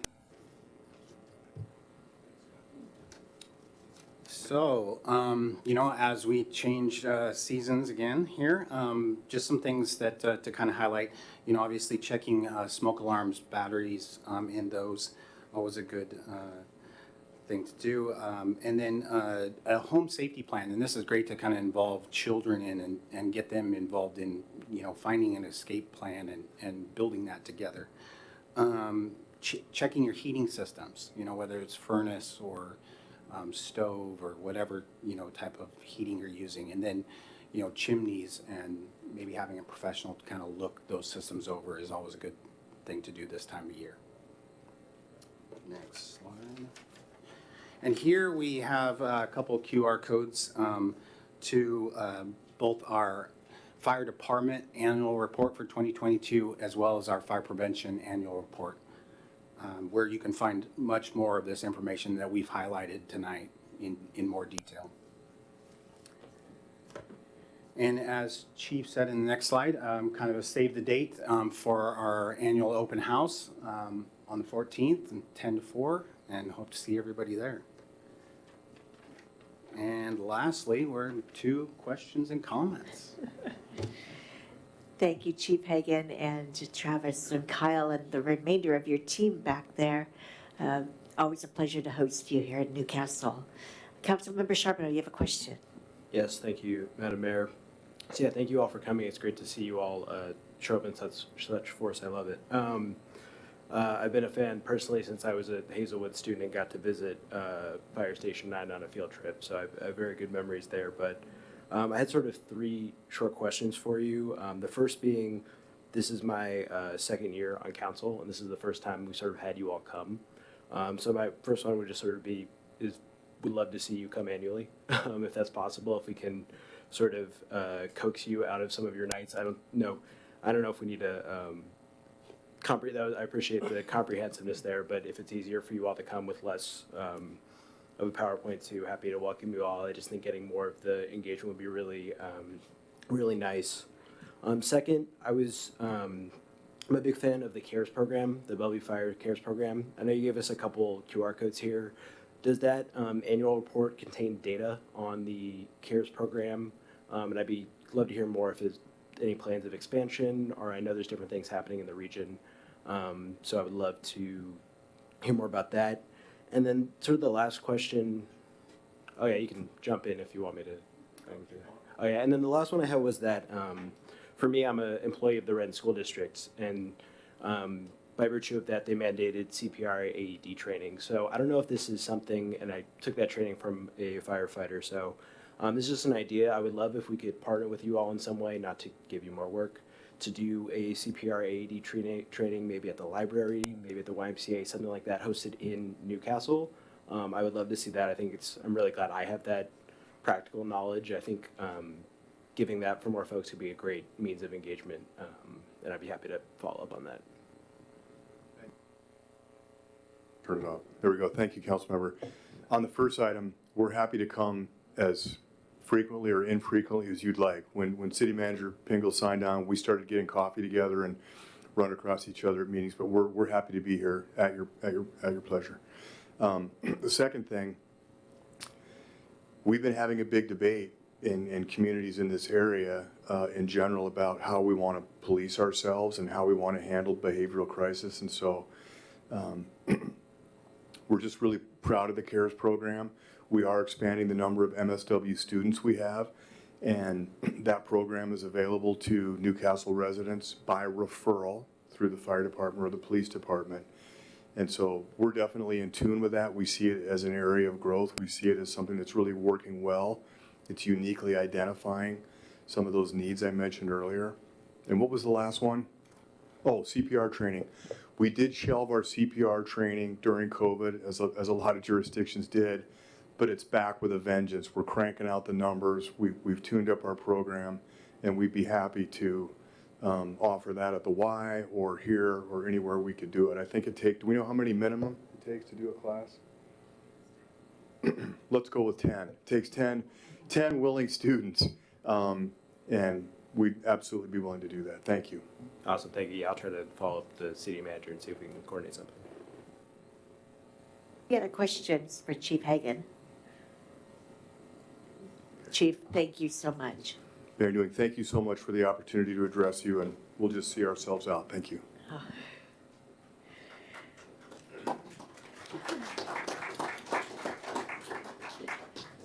Okay, moving on to council comments. Councilmember Griffin, you want to start us off? Thank you, Mayor Newing. Appreciate the fire department being here. They do a really wonderful job. They keep our communities a lot safer and a lot healthier than they normally would. We had a comment just a little while ago about working together. Evidently, some of the people don't understand that the city council has a procedures manual that they need to follow, that we all agreed that that's what we follow whenever we became council members. And in the procedures manual, it has things that tells us what to do in certain situations, and if we don't point things out when they should be pointed out, then we're as guilty as the person who's making the problem or the ethics error. And we've been through some of those before, and I'm not real proud of some of the ways we handled them. It wasn't, we've had a different council. So anyway, that's all I got to say about it. I think that you need to know what we really agreed to do when we took the position before you criticize how we do it. Thank you. Councilmember Lacotia, what do you have? Oh, no comments. Thank you. Councilmember Sharpno? Just it was great to see folks at Newcastle Days, and I know we have quite a meeting ahead of us, so I'll just keep it there. Councilmember Clark? Thank you, Mayor Newing. It's not too soon to think about the Veterans Day, so we will be having a service again this year on Veterans Day, which this year is 11th of November on a Saturday. So just plan ahead, you'll have more information about that out here, again, like we did last year. So, wow, right? So it's interesting that if we don't agree with a certain member of the public, we are not caring about the community, and that's quite arrogant, I think. It's interesting that we also are not grown-ups if we don't agree with a certain viewpoint. I never mentioned in my comments earlier about any business, so I'm disappointed or sorry that somebody thought that I was talking about them. There's a few words for that. It starts with a P. If you want to know what I'm talking about, go to the PDC website. All the documents are there. It's all listed, right? It's not a secret, so I'm not making concerns or bringing up concerns in a vacuum. So they're genuine concerns that all the people of the city should be caring about. We should be knowing that our council members are behaving ethically. You elected us to do that, and if there's not, we ought to know. We ought to call each other out. So that's all I did. as I pointed out, an issue that I'm concerned about based on actual facts. So I'm sorry if the public doesn't understand that, or some people of the public rather, and think it's all about them. It's a little creepy to have people kind of obsessed with me, but, you know, it's water off my back, so thank you. Councilmember Villasenor, what do you have? I'm going to forego the comments that I was going to. I mean, I just find myself mouth agape at what is going on this evening. It's wild, and there have been accusations made. There have been members of the public who have come up to the dais and made accusations about things that have not been sussed out. So, in the spirit of due process, you know, I would like to move that we have an executive session to discuss some of this. I mean, maybe it's on the agenda already for that particular piece of business, but to sit here and be levied accusations against is ridiculous. So we'll get it all sorted out, and I wouldn't take anything as fact. So anything that's been said tonight is facts. We'll get it all worked out. Thank you. Okay, I'm not sure our city attorney's prepared for exec tonight, but we can, oh, go ahead. I'm more than happy to go into an executive session if that's what the council wants. I just need to know the topic that it would be under, because we can only go into executive session. So it would be to receive and evaluate complaints and charges brought against a public officer. Is that correct? So it'd be RCW 4230.110(1) subsection F would be the executive session. So again, happy to do that. I make no promises of the quality of my analysis this evening. So could that be done at the end? There's a motion on the floor. Again, you control your own agenda, so you It wasn't can a amend it motion, as right? you want. Can you clarify that, Councilmember? I didn't make my motion yet, but I think that I would like to see a motion come before us to have an executive session about this particular piece. We can wait, and I can make that motion when it comes up onto the onto 12.2, if that makes the meeting run a little smoother. Advice on that? Okay, let's plan for that. Council, we're still on council comments, so the council members commenting on others' comments is really a little bit awkward. Deputy Mayor Sherlock, what do you have for us? Great to see everyone at Newcastle Days. And I'll leave it at that. All right, moving on to Mayor's report. Yes, very well attended Newcastle Days. I want to thank our Community Activities Commission and many of our staff who gave up a Saturday and also several evenings throughout the summer to make our summer events well attended and worth, just their weight in gold for this community. Thank you so much. I also want to thank the organizers of the Softball Classic held last Saturday at Risden Middle School. Great weather, perfect day, close game. I believe it was 11-10, and positively competitive in a fun way. So thank you to all who participated. Always a treat for an afternoon in the late summer. With that, I believe that's all I have this evening. All right, moving on. Council committees. Do we have a finance committee report? Councilmember Villasenor. You'll see the budget amendment on the agenda tonight, and our next meeting is scheduled for the 28th of this month. Thank you. Economic development. Thank you. We're meeting on the second Wednesday of the month now.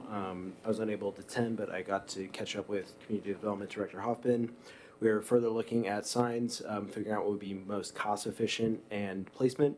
And we are excited that there will be an estimate coming back to us in October, in our October meeting, that we will then bring forward to the larger council about those wayfinding signs that we've talked about and planned for quite a while.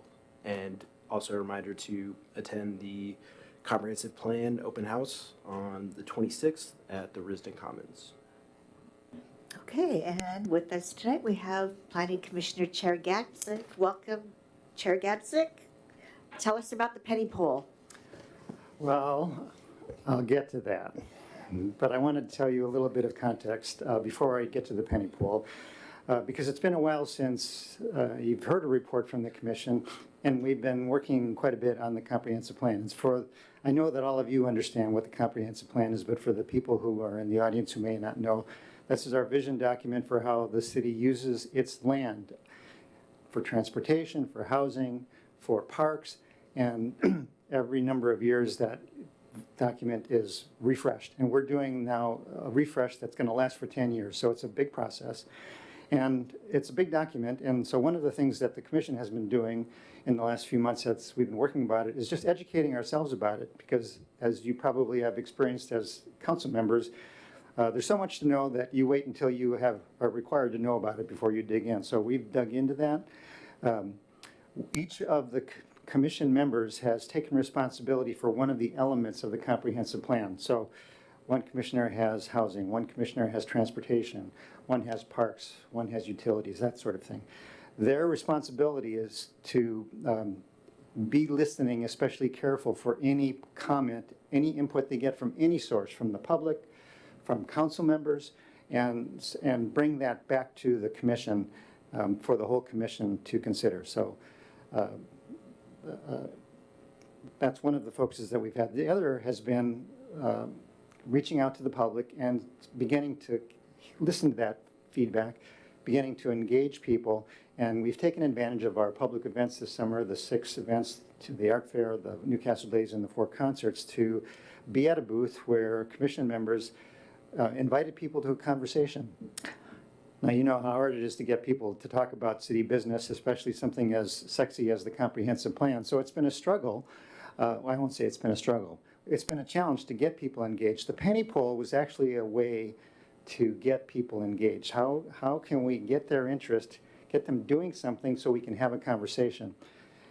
The penny poll was never meant to be a scientific, quantitative measure of public opinion. And when you hear the results, or I think you might have them in your packet, I just caution you not to treat them that way, because it's not a scientific sample. There were kids voting. There were people from Renton and Bellevue voting. There were people who voted twice. Now, you know, there weren't a lot of each of those categories, but it just goes to show that this is really an engagement tool, not a scientific poll. Over the course of the summer, we talked to, well, I should say, about 400 people participated in the penny poll. We did that by dividing the number of pennies by the number of jars for the number of people. So about 400 people.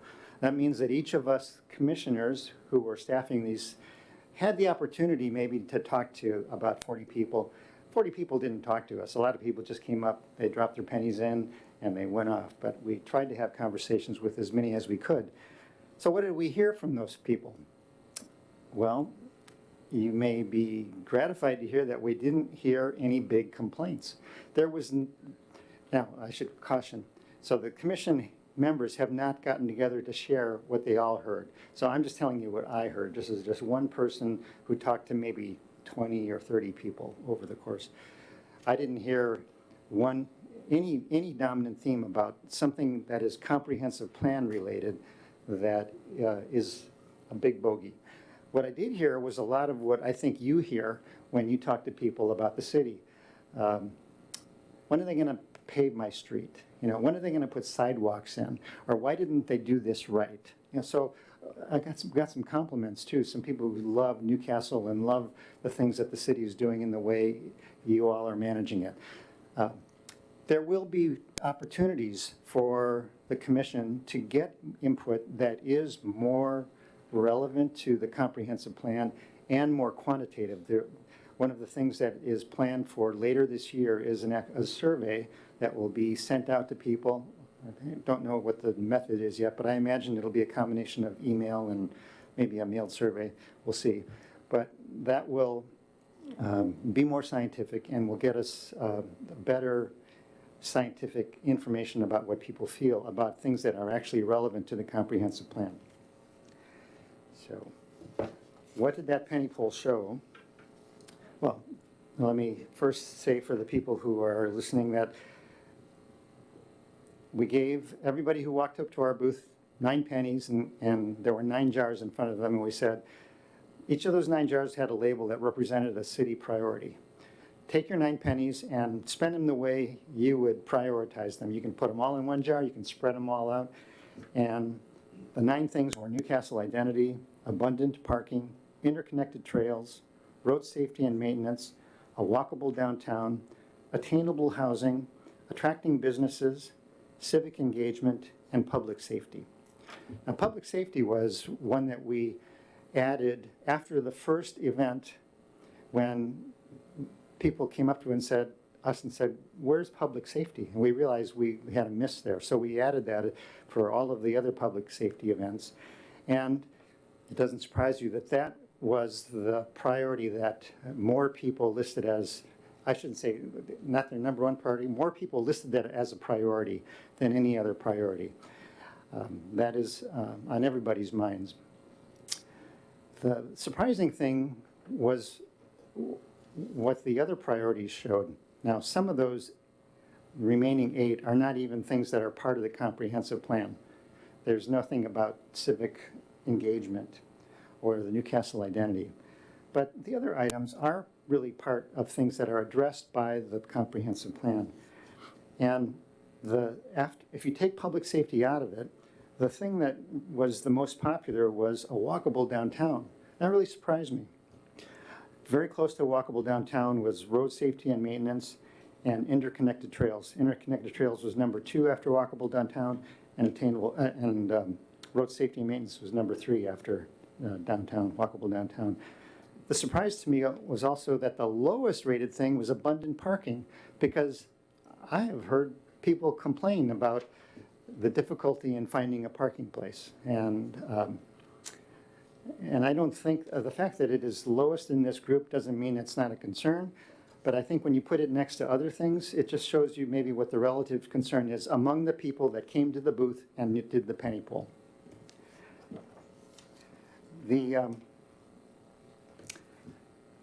Coming up next week is an open house, and at that open house there will be tables set up, each table devoted to one of the elements of the comprehensive plan. A commissioner will be at each table, and we will be there to listen to what people have to say about that element. It's going to be very focused on the comprehensive plan. There'll be 2 presentations, one at 5:30 and I think one at 7, where our consultant SCJ Associates will give an overview of what the comprehensive plan is. We'll describe what are some of the things that we have to deal with because of changes in state law that have to be reflected in the comprehensive plan, and then we'll invite people to share what their thoughts are at these tables. You can come that presentation will be repeated, so that if you get off of work early, you can come to the early one. If you want to have dinner and come later, you can come to the later one. There's 2 opportunities to do that. So we'd love to have you be there and talk to you about it.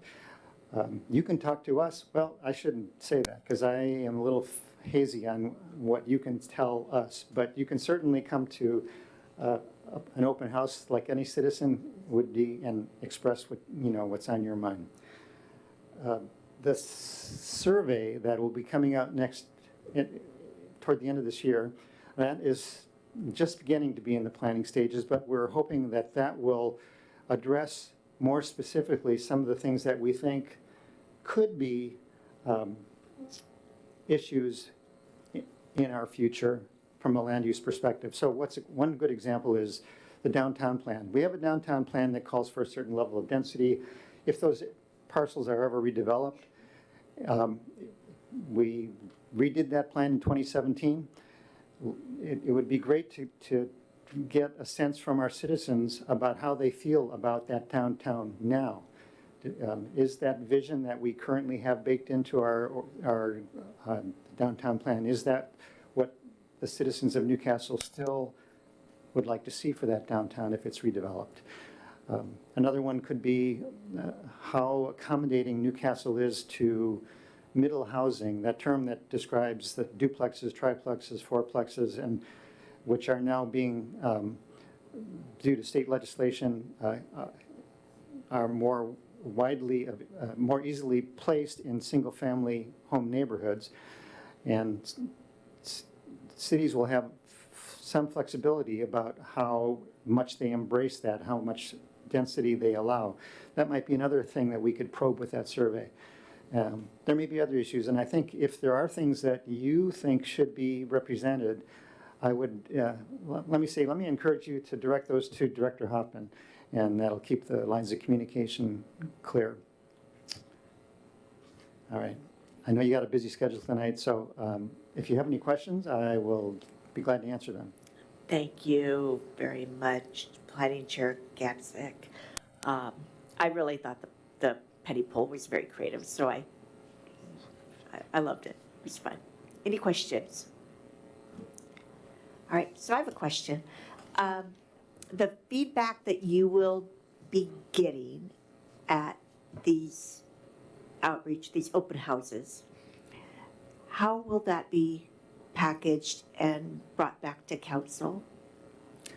Or is there another mechanism when we see the comprehensive plan recommended updates? The feedback we get, it's going to be written feedback. We're going to ask people to write their comments and put them on a comment board. Okay. So those will all be collected. How those will be reported back, we haven't talked about it as a commission. Perhaps Director Hoffman has given some thought to that. Thank you. The short answer for tonight is the entire package, everything that's happened since last December through mid-2024 comes to the council for consideration. This particular event will be captured in writing on exhibits called boards. Then we have 2 or 3 other options to capture the other comments. And so we will physically have those. Whether we present those or it's summarized, it goes into 3 words, an alternative, a scenario, a problem statement. I use it for SEPA. There's an environmental review. The consultant, SCJ, uses it to test the vision and so forth, and then it's reflected in alternatives that you see. So it's condensed down. If it's a record that's transmitted in the future to the council, and you have a specific question about what was written down at the open house, we will have that material.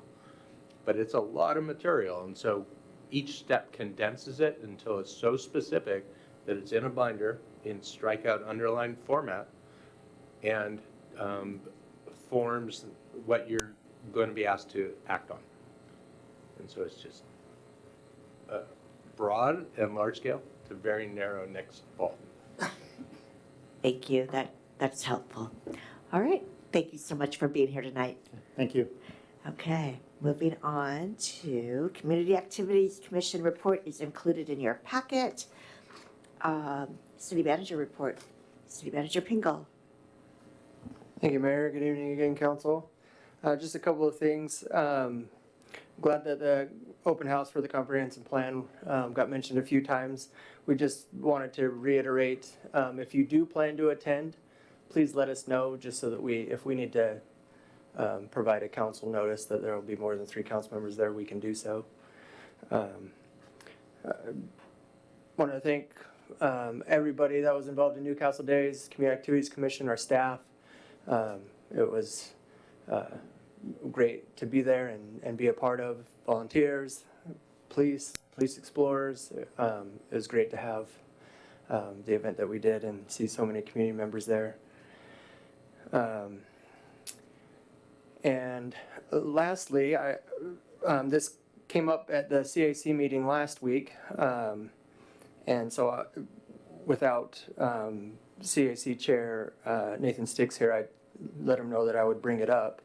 The CAC talked about the possibility of starting to explore building a community center. And they voted to recommend to the council that they approve or direct or whatever the city manager to do exploratory work around the feasibility of building a community center in Newcastle focused on arts and culture. I don't have a recommendation for you. I just wanted to bring that to your attention as a recommendation from the Community Activities Commission.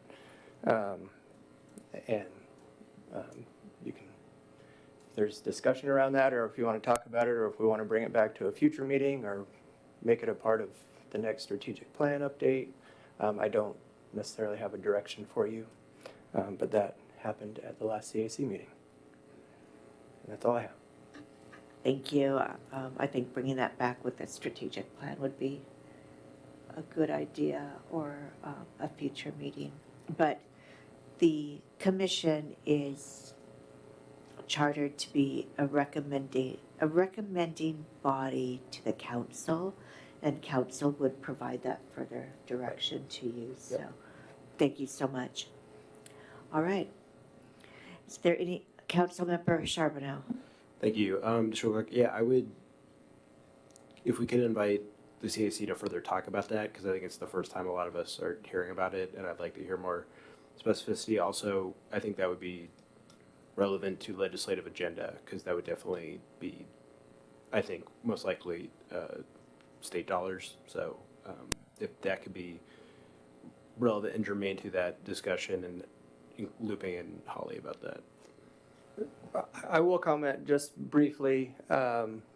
Even if the council was unanimous today and said go, we're a decade away from that. Ish.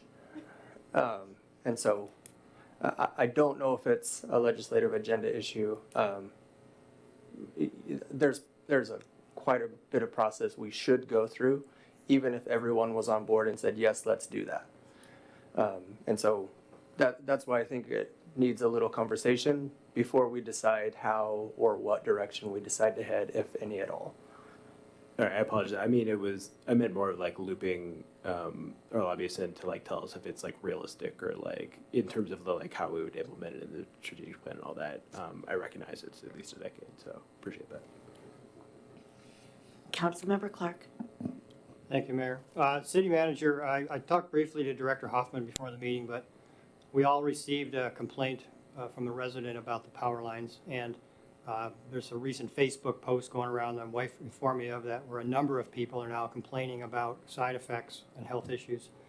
So as a council, we have no recourse, right? We didn't put the lines up, we didn't even want them, but what is the next step? Maybe it's a question for Curtis, I don't know. How do we, I mean, where does this issue go? So I'll let Curtis comment if he thinks he needs to. I do think that this probably garners an executive session at our next meeting so that we can gather some information.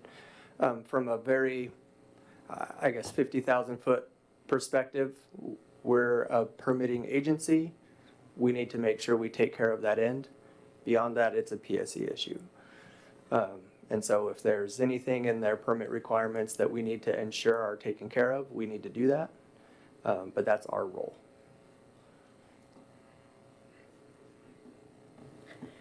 Okay, moving on to the consent agenda. Is there any objection to approval of tonight's unanimous consent agenda as presented? Okay, if not, please show the consent agenda as approved as presented. We have no public hearings, no unfinished business. I am going to item 12.1, general business, and Director Chambers, you're up. Thank you. Thank you, Madam Mayor. Good evening, Council. Before you is proposed ordinance 2023-655, budget amendment number 2. Just a quick summary. There's just a couple items going on within this budget amendment that I want to bring to your attention specifically. The first one is to reconcile the beginning fund balances. The second is a change to the expenditures for the Transportation Capital Fund, as well as REIT Capital Fund for existing projects. And then the salary schedule is brought up to simply change the title of the position that is currently vacant that we have advertised to hire. Now, you may be wondering, why are we talking beginning fund balances again? We did this already. In looking at the last budget amendment, as you know, that was my third day here. So we went through that process. But in looking at some of the numbers when I was going to implement what we approved, I found that it didn't back up to where we ended 2022. And I can confirm that the ending fund balances for 2022 are accurate and they match our cash on hand, which is good. Everything's good for as far as the financial reporting goes. So what this is doing, and if I'll put your attention to Exhibit B that I put together. So what this is doing is kind of giving you a timeline so you can see where we ended 22 for each of the fund balances, and then what we initially adopted at, what we amended to the first time around in June, and then what tonight's amendment does to get us to the new ending fund balances, which match back to the end of 22. So that's what that is for. As far as the change in the line items, that's Exhibit A. It has all of those specific lines that are going to be changing, and they're split between the revenues and the expenditure sides. And then we have Exhibit C, which again is just the salary schedule listing the title change for that position. With that, I'll take any questions. I know there's not a lot of content in here, but at this time I'd be happy to entertain any questions you have. Thank you, Director Chambers. Any questions for Director Chambers? Any motions out there? Councilmember Villasenor. I move adoption of ordinance 2023-655, amending ordinance 2022-649 and ordinance 2023-653, amending the 2023 operating and capital budget and amending the 2023 salary schedule as presented. Okay, it's been moved by Councilmember Villasenor, seconded by Councilmember Charbonneau, to adopt ordinance 2023-655, amending ordinance 2022-649 and ordinance 2023-653, amending the 2023 operating and capital budget and amending the 2023 salary schedule as presented. Councilmember Villasenor, would you like to speak to your motion? No comments. Councilmember Charbonneau, anything to add? Thank you, Director Chambers, for this important housekeeping work. Yep. Okay. The motion is adoption of ordinance 2023-655, amending ordinance 2022-649 and ordinance 2023-653, amending the 2023 operating and capital budget and amending the 2023 salary schedule as presented. All in favor, please say aye. Aye. Opposed? Motion carries 7-0. Thank you, Director Chambers. Okay. Moving on to item 12.2, which was an item that originated from our study session. And that item is business assistance grants discussion. And first of all, I'll take any additional comments. Councilmember Clark? There was talk of an executive session, and I believe, and I'm sorry, City Attorney, I didn't quite hear everything you said, but you said if executive session if there was a discussion of bribery. Is that what you said? But can you clarify those remarks? Yeah, so there's only certain reasons that the council can go into executive session. One of those is RCW 42.30.1101F, and the language is to receive and evaluate complaints or charges brought against a public officer or employee. And then it goes on to say that, however, that public, I'll just read the whole thing. However, upon the request of such officer or employee, a public hearing or a meeting open to the public shall be conducted upon such complaint or charge.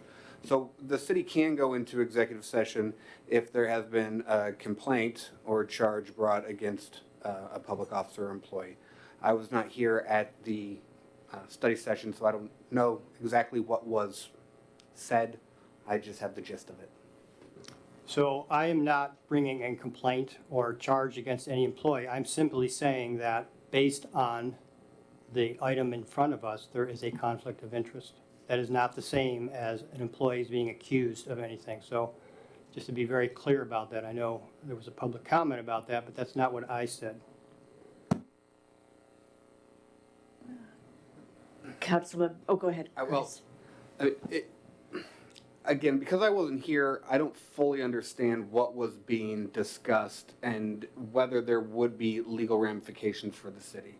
So that would be the only other reason that I would be aware of to go into executive session, to discuss potential legal ramifications for the city, not for individual council members, but whether votes are taken and how that relates to consequences for the city. So that would be the only other reason that I would know of under the exemptions from the open public meeting for an executive session. Councilmember Charbonneau. I move that the city recess into executive session. I think we, I still need to read. To discuss, oh God, the wording. Okay, go. I defer to my colleague. So, I believe that we can go into executive session to discuss legal risk for the city in executive session, and I will just keep that conversation tight to legal risk. And that is all we can talk about. yeah, this is not anything that would be applicable to anybody personally, is that correct, Attorney Chambers? Correct. It would have to be implications for the city and how actions are taken, how actions potentially taken would impact the city in a legal way.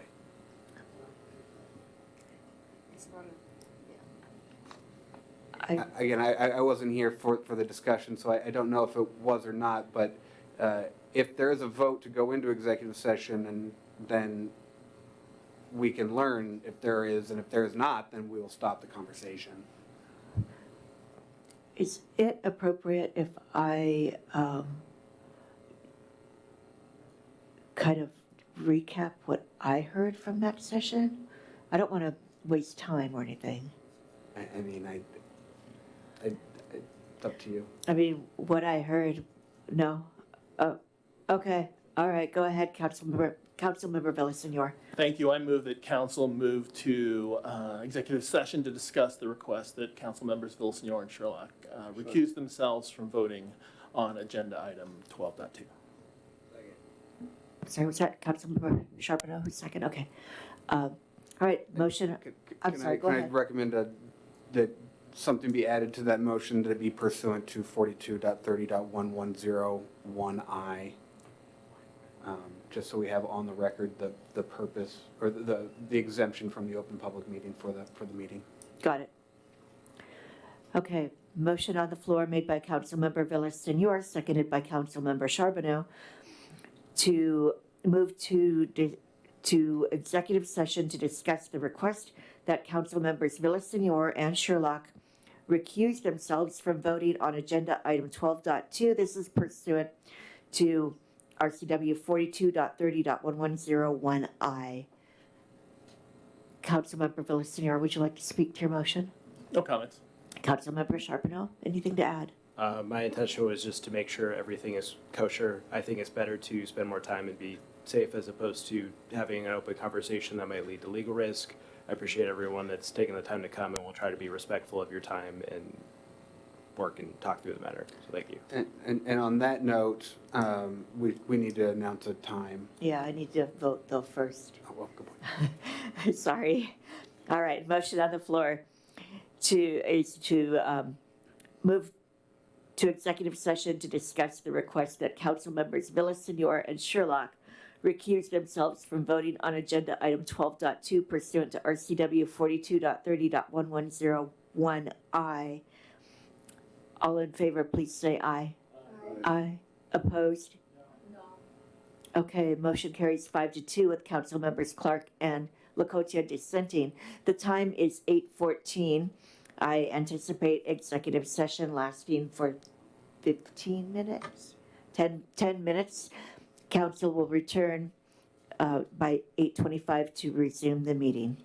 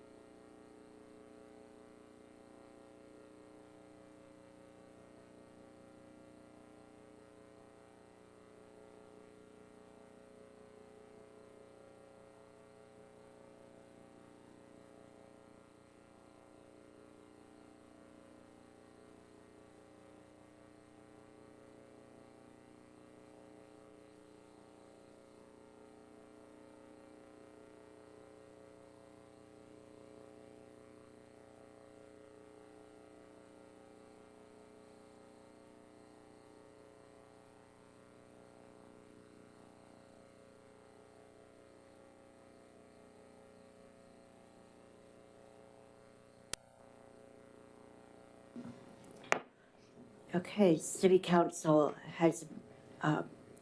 is adjourning following executive session. No final actions were taken during the executive session. The time is now 8:28. Okay, moving on to item 12.2 is, lost it here. The business assistance grants discussion.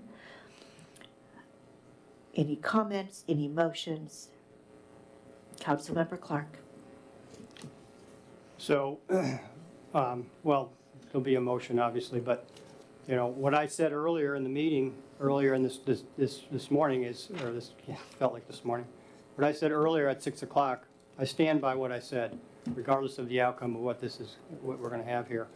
So when a person receives funds and then votes for that interest, that's a clear conflict of interest, in my opinion, and our code of ethics. So that's all I have to say. I said it before, and, you know, it'll be out there.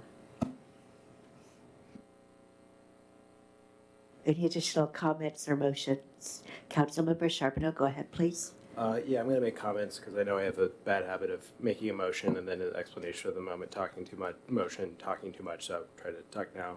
So I think it's really important. I don't speak for everyone up here, but just speaking for myself, I think the legislative policy we put forward, which is what this is, $400,000 to local businesses, nonprofits, brick and mortar, even the medical office, home occupations. I think it really comes from something that's community-based, right? We all have our own different bubbles we sort of occupy. A lot of us work full-time as council members and then come try to do this work at night with limited information, trying to do the best we can to make those decisions to try and run the city. So we're in our own bubbles up here, and I think personally, I believe the best policy comes from something that's community-based and something that's transparent. So for me, in the sake of transparency, I think everything that's being discussed tonight has really been a part of an agenda. And I think the agenda is to, of the remaining $161,500, to not spend a cent of it. And I respect my colleague's goal there to have that agenda. I just want to be transparent about it.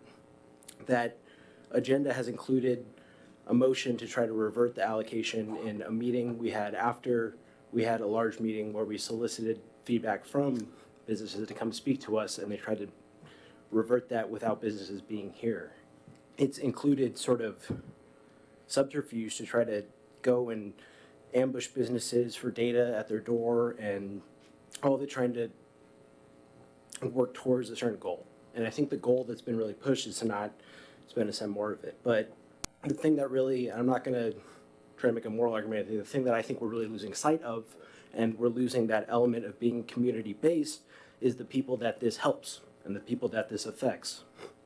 So, yes, it helps local businesses. It helps the woman who I gave an award to, who runs a physical therapy clinic out of her house and was crying because she was so happy that she was recognized at the Newcastle Chamber. It helps those medical offices. It helps these businesses that employ our local high schoolers, that give people benefits, that employ a lot of members of our Newcastle community. It helps these businesses that have been broken into, that help us not just have a richer community, but help us have those lower taxes we all want, help us through that process. And I don't, I respect folks' desire to not spend an additional relatively small amount of money relative to our ARPA allocation. I think the context is important. The context of this money paling in comparison to anything the county does. The context of this money paling in comparison to economic development initiatives from other cities. The get in a bubble up here, we don't think about, the DIY lab that was opened by an immigrant business owner. We don't think about the Coleman, which adopted our theme, which is run by former Hazen students that built up in our community. And those are the people that are really suffering when we sit up here in our bubble and we try to call out each other and take shots at each other instead of doing the allocation that we've already voted on, instead of doing the small amount that pales in comparison to everywhere else to help those businesses. So I don't think it's a moral argument. I don't think anyone's in the wrong. I don't think anyone is doesn't behoove us to talk down to each other. I think what behooves us is allocating the rest of this money to those businesses so that they can keep employing those high schoolers, so that they can keep bringing sales tax revenue into our city, so that they can keep enriching our city. And I think that's what we've really lost sight of. And I really want to center the conversation around that as opposed to trying to call out each other on different small nits and knacks. Thank you. Councilmember Laconia.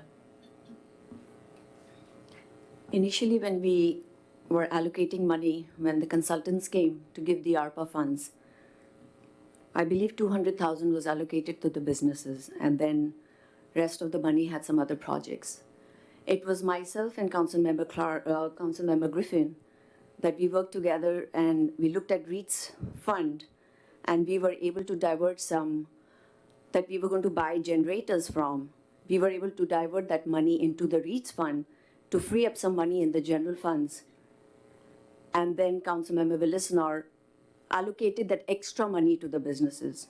So initially when the consultants came, when they did the whole study, what they said was only 200 was needed for the businesses, because they had all the other criterias, which they had done.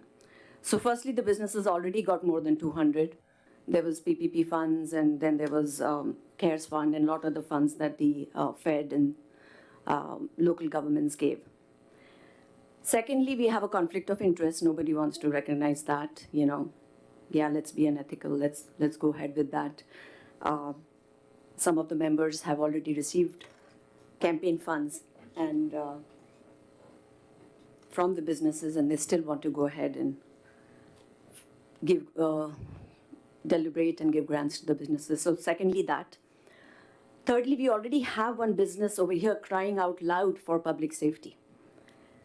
And all I'm saying is we need to reserve some money for public safety. It's not just for our citizens, but it's also for our businesses. And every day we are seeing that in and out. Where do you think the money will come from? We already saw last time there was a presentation done where we're going to buy some extra cameras that they're going to, put around the city. So we want to save for those kind of infrastructure. We want to save for those kind of public safety, which will help the businesses. If the businesses get broken into every day, where do you think the sales tax are going to come from? Do you think they're going to stay here? What was happening in Seattle? Why do you think the businesses left Seattle? They were broken into every day. So is Seattle still reaping the benefits of sales tax? Do you want the businesses to be here? We keep giving them grants, but hey, let's have, let people break into those. Let the criminals break in and create, more losses for them. Do we want that? All I'm saying is we need to put money aside for public safety. Every time we talk to any citizen, we talk to any business, what do they say first? I need a safer community in this area. But that's not what some of the members here think. Thank you. Councilmember Griffin. Thank you, Mayor Dewey. It's interesting to me that when it was found that there was money left over, we have one of the businesses come and demand that the council take action. They come up with a vote to give the rest of the money out, and they also say that I deserve the money. I'm entitled to the money. I don't know what gives them the entitlement to it and what they did to deserve it. So this is the issue that I have with it, that, we have some money sitting there that somebody wants, go ask the council, and they're willing to pony up, I guess, and give it to you. All right, any motions? Councilmember Villasenor. I'd like to make a comment. First of all, comparing us to Seattle in terms of crime is absurd. I mean, that's just, it's difficult to even, put into words how absurd that is. And then to spend months criticizing the financial consultant about how he didn't know anything about finance, and then coming back and supporting him all of a sudden and saying, well, the financial consultant said this. It's obviously the word of, it's obviously cut in stone. Also, completely ridiculous. I'm sitting here being accused baselessly, and And if you have problems, you can, there are ways you can address that in a formal way, and I hope you do. Because unless you do, everything you said here tonight is just absolute junk, okay?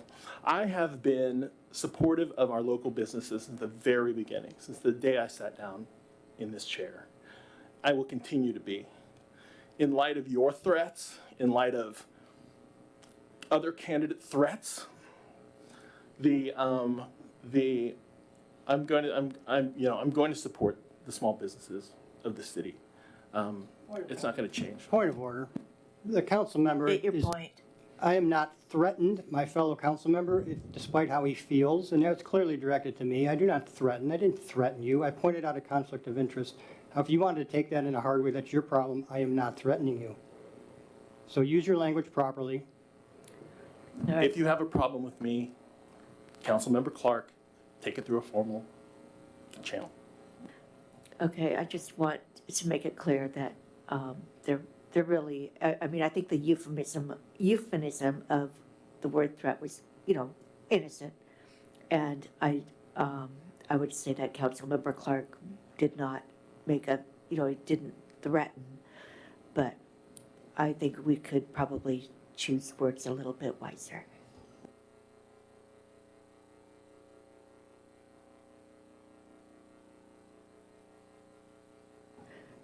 Deputy Mayor Sherlock, you. I'll just go on record saying also that I have supported this program for a very long time. We've been talking about ARPA money for years, and I maintain that the whole purpose of why we received this money, the city of Newcastle received this money from the state, who got it from the federal government, was to help our communities get relief from the pandemic. That's the whole reason why we have this access to this money, period. And I think that, and we received over $3 million to the city of Newcastle. And we're talking about 400,000 of that to go to our local small businesses who were forced to close their doors during the pandemic. And yet they still survived because they worked really hard.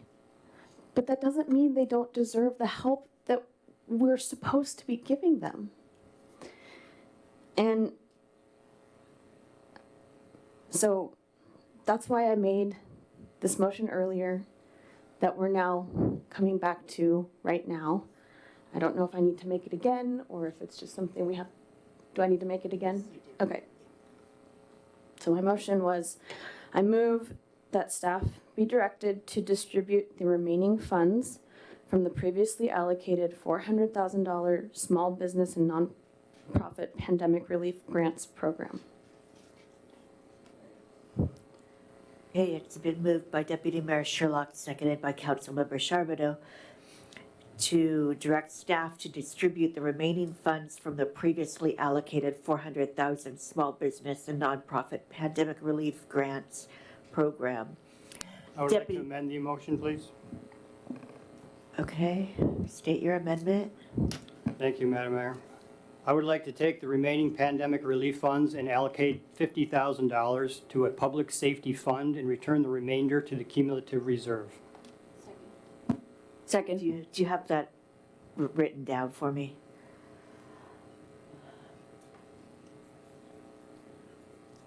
All right, remaining pandemic funds and move it to a public safety fund? 50,000 to the public safety and the remainder to the cumulative reserve.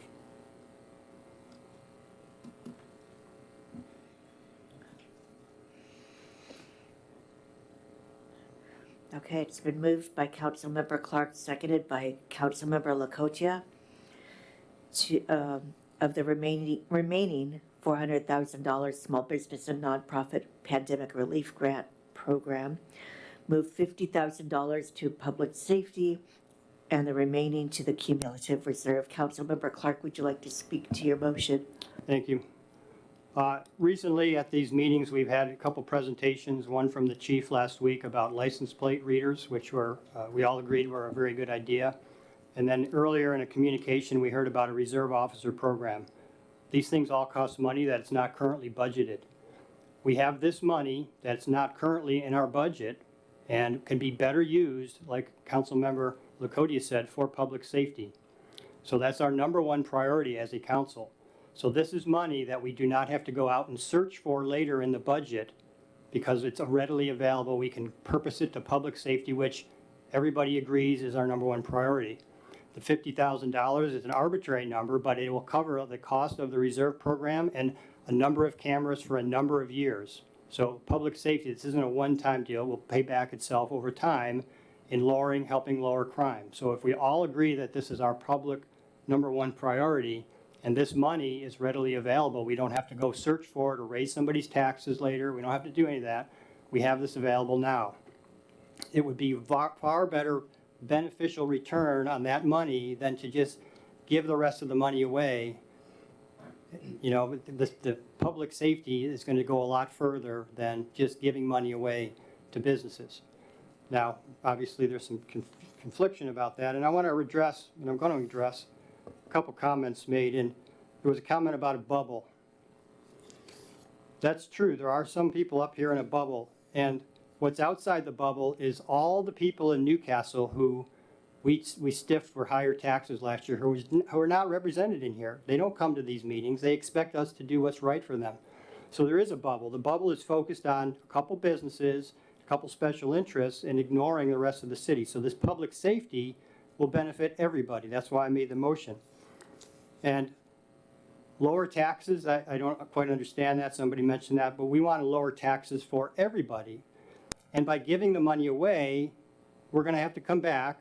Some of us are going to want to take the public tax money, just like we did last year. Right after we gave some money away, we raised taxes 2%. So let's focus on public safety. This is a really easy ask, right? The money's already available. It's not going to have to come out of our budget. It's been set aside. Let's take care of public safety like we all said we should do and would do. And the rest of it can go to the cumulative reserve. Thank you. Councilmember Lacotia, anything to add? So if you hear anybody saying outside that we need to raise taxes because we don't have money for public safety, there's money out here, right here, that we're trying to put for public safety. So please come and talk to me. If you ever hear anybody say that we need to raise our taxes because we need to save money for public safety, that's not the case right now, at least for this year, at least for 23 and 24, we can reserve this money for public safety. Everybody over here says public safety is our number one priority, and it should be. It should be for the city. Public safety and infrastructure, those are the main things. So, and that is what we are prioritizing as a council. You elected us for this purpose, and we are just trying to do our job here. So we just want to put this money for public safety. Number one, public safety. Councilmember Charbonneau, then we'll vote on the amendment. Thank Point of you. order. There are no comments after the amendment. The motion has been made and seconded. We didn't have discussion. No, I didn't call for a vote. I was calling on you for a I know they're comment. saying I can't discuss it. The amendment? Yeah, I just wanted to speak to the amendment. I made that assumption. No, I agree with you. I'll just talk. Go ahead, Councilmember Charbonneau. Yes, so this is a false dichotomy that is being presented to you right now. The agenda is to not spend $161,500 to support local businesses. Public safety has and has continued to be a priority for us. We have been supportive of everything the chief has brought to us. The spending of this $161,500 in the context of our budget, in the context of these costs, will not make a dent in public safety. Spending it or keeping it will not have a bearing on whether your taxes increase or don't. What is happening right now is fear-mongering and whataboutism in an attempt to not spend money that they don't want to spend. This is not how good policy is made. Dropping things on the city staff without warning them ahead of time with an self-admitted arbitrary number is not how good policy is made, and I will not vote for this. This is really, I won't get into it, but it's very disappointing to me that fear-mongering and whataboutism and false dichotomies just to try to push a point when the people who this would actually affect are not being centered here. This is to push an agenda, and people suffer for it, and it's disappointing. But that's why I will not be voting for this amendment, because you're being presented false truths here. You're being presented false either-ors. We are adequately funding public safety. We will continue to adequately fund public safety. Do not let anyone tell you we don't care about public safety. And we can do both of these very comfortably and have given far less ARPA money than many other cities. And I urge you to look into the context. I urge you to look into the numbers of other entities if you want to come and levy these allegations. Thank you. Okay, we're going to vote on the amendment. The amendment on the floor is to take the remaining funding from the previously allocated $400,000 of the Small Business and Nonprofit Pandemic Relief Grants Program and dedicate $50,000 to public safety and the remaining to the cumulative reserve. All in favor, please say aye. Aye. Opposed? No. Motion fails 3-4 with council members Charbonneau, Villasenor, Deputy Mayor Sherlock, and Mayor Newing opposed to the amendment. Now back to the main motion. The main motion is to direct staff to distribute the remaining funds from the previously allocated $400,000 Small Business and Nonprofit Pandemic Relief Grants Program. All in favor of the motion, please say aye. Aye. Opposed? No. Motion carries 4-3 with council members Clark, Lakotia, and Griffin dissenting. All right. Moving on to additional public comment. Are there any members of the audience?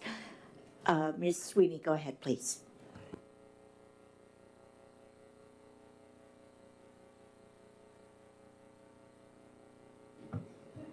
I'm not usually the first one.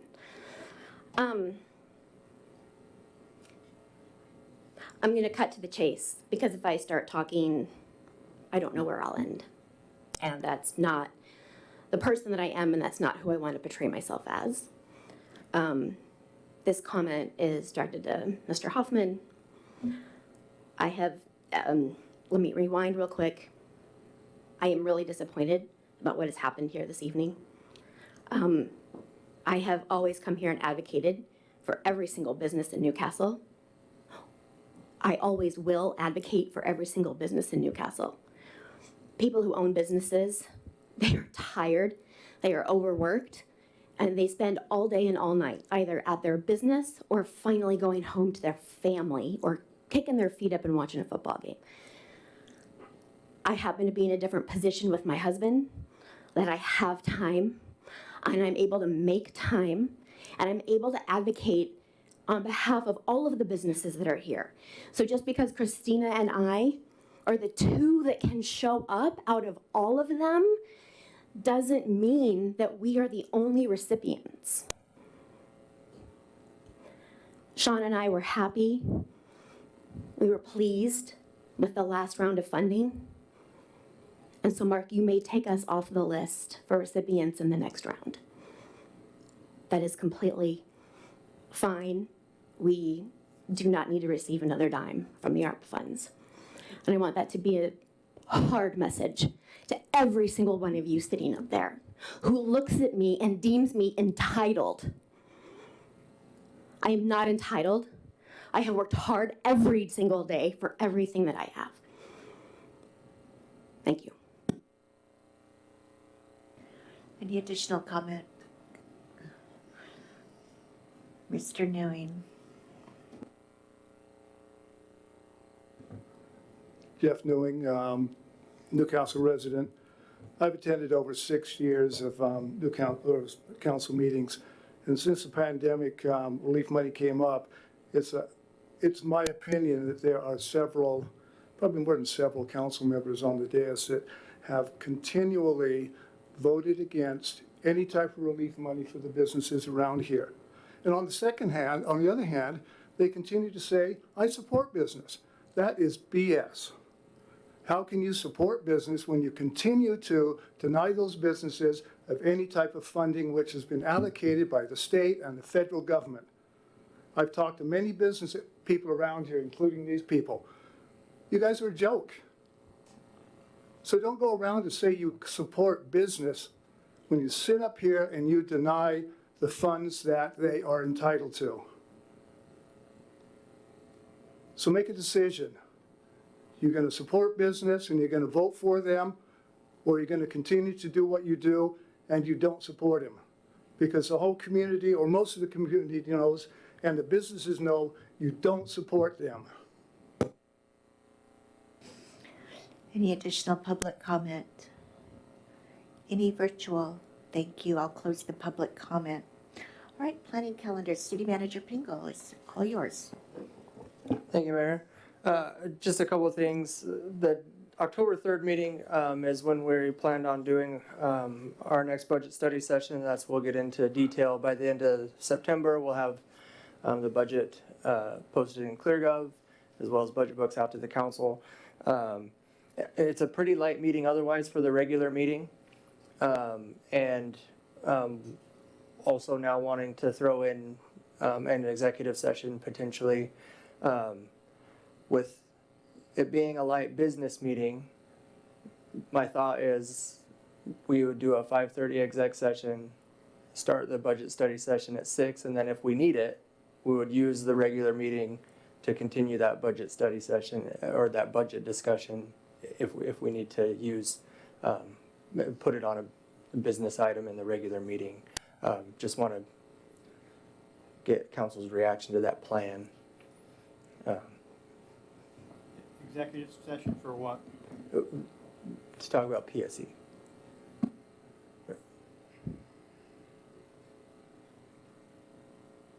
Okay, that's all I got.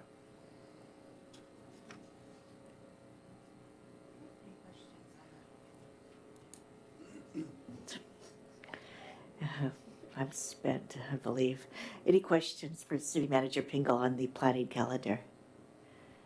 All right, seeing none, I'll adjourn the meeting.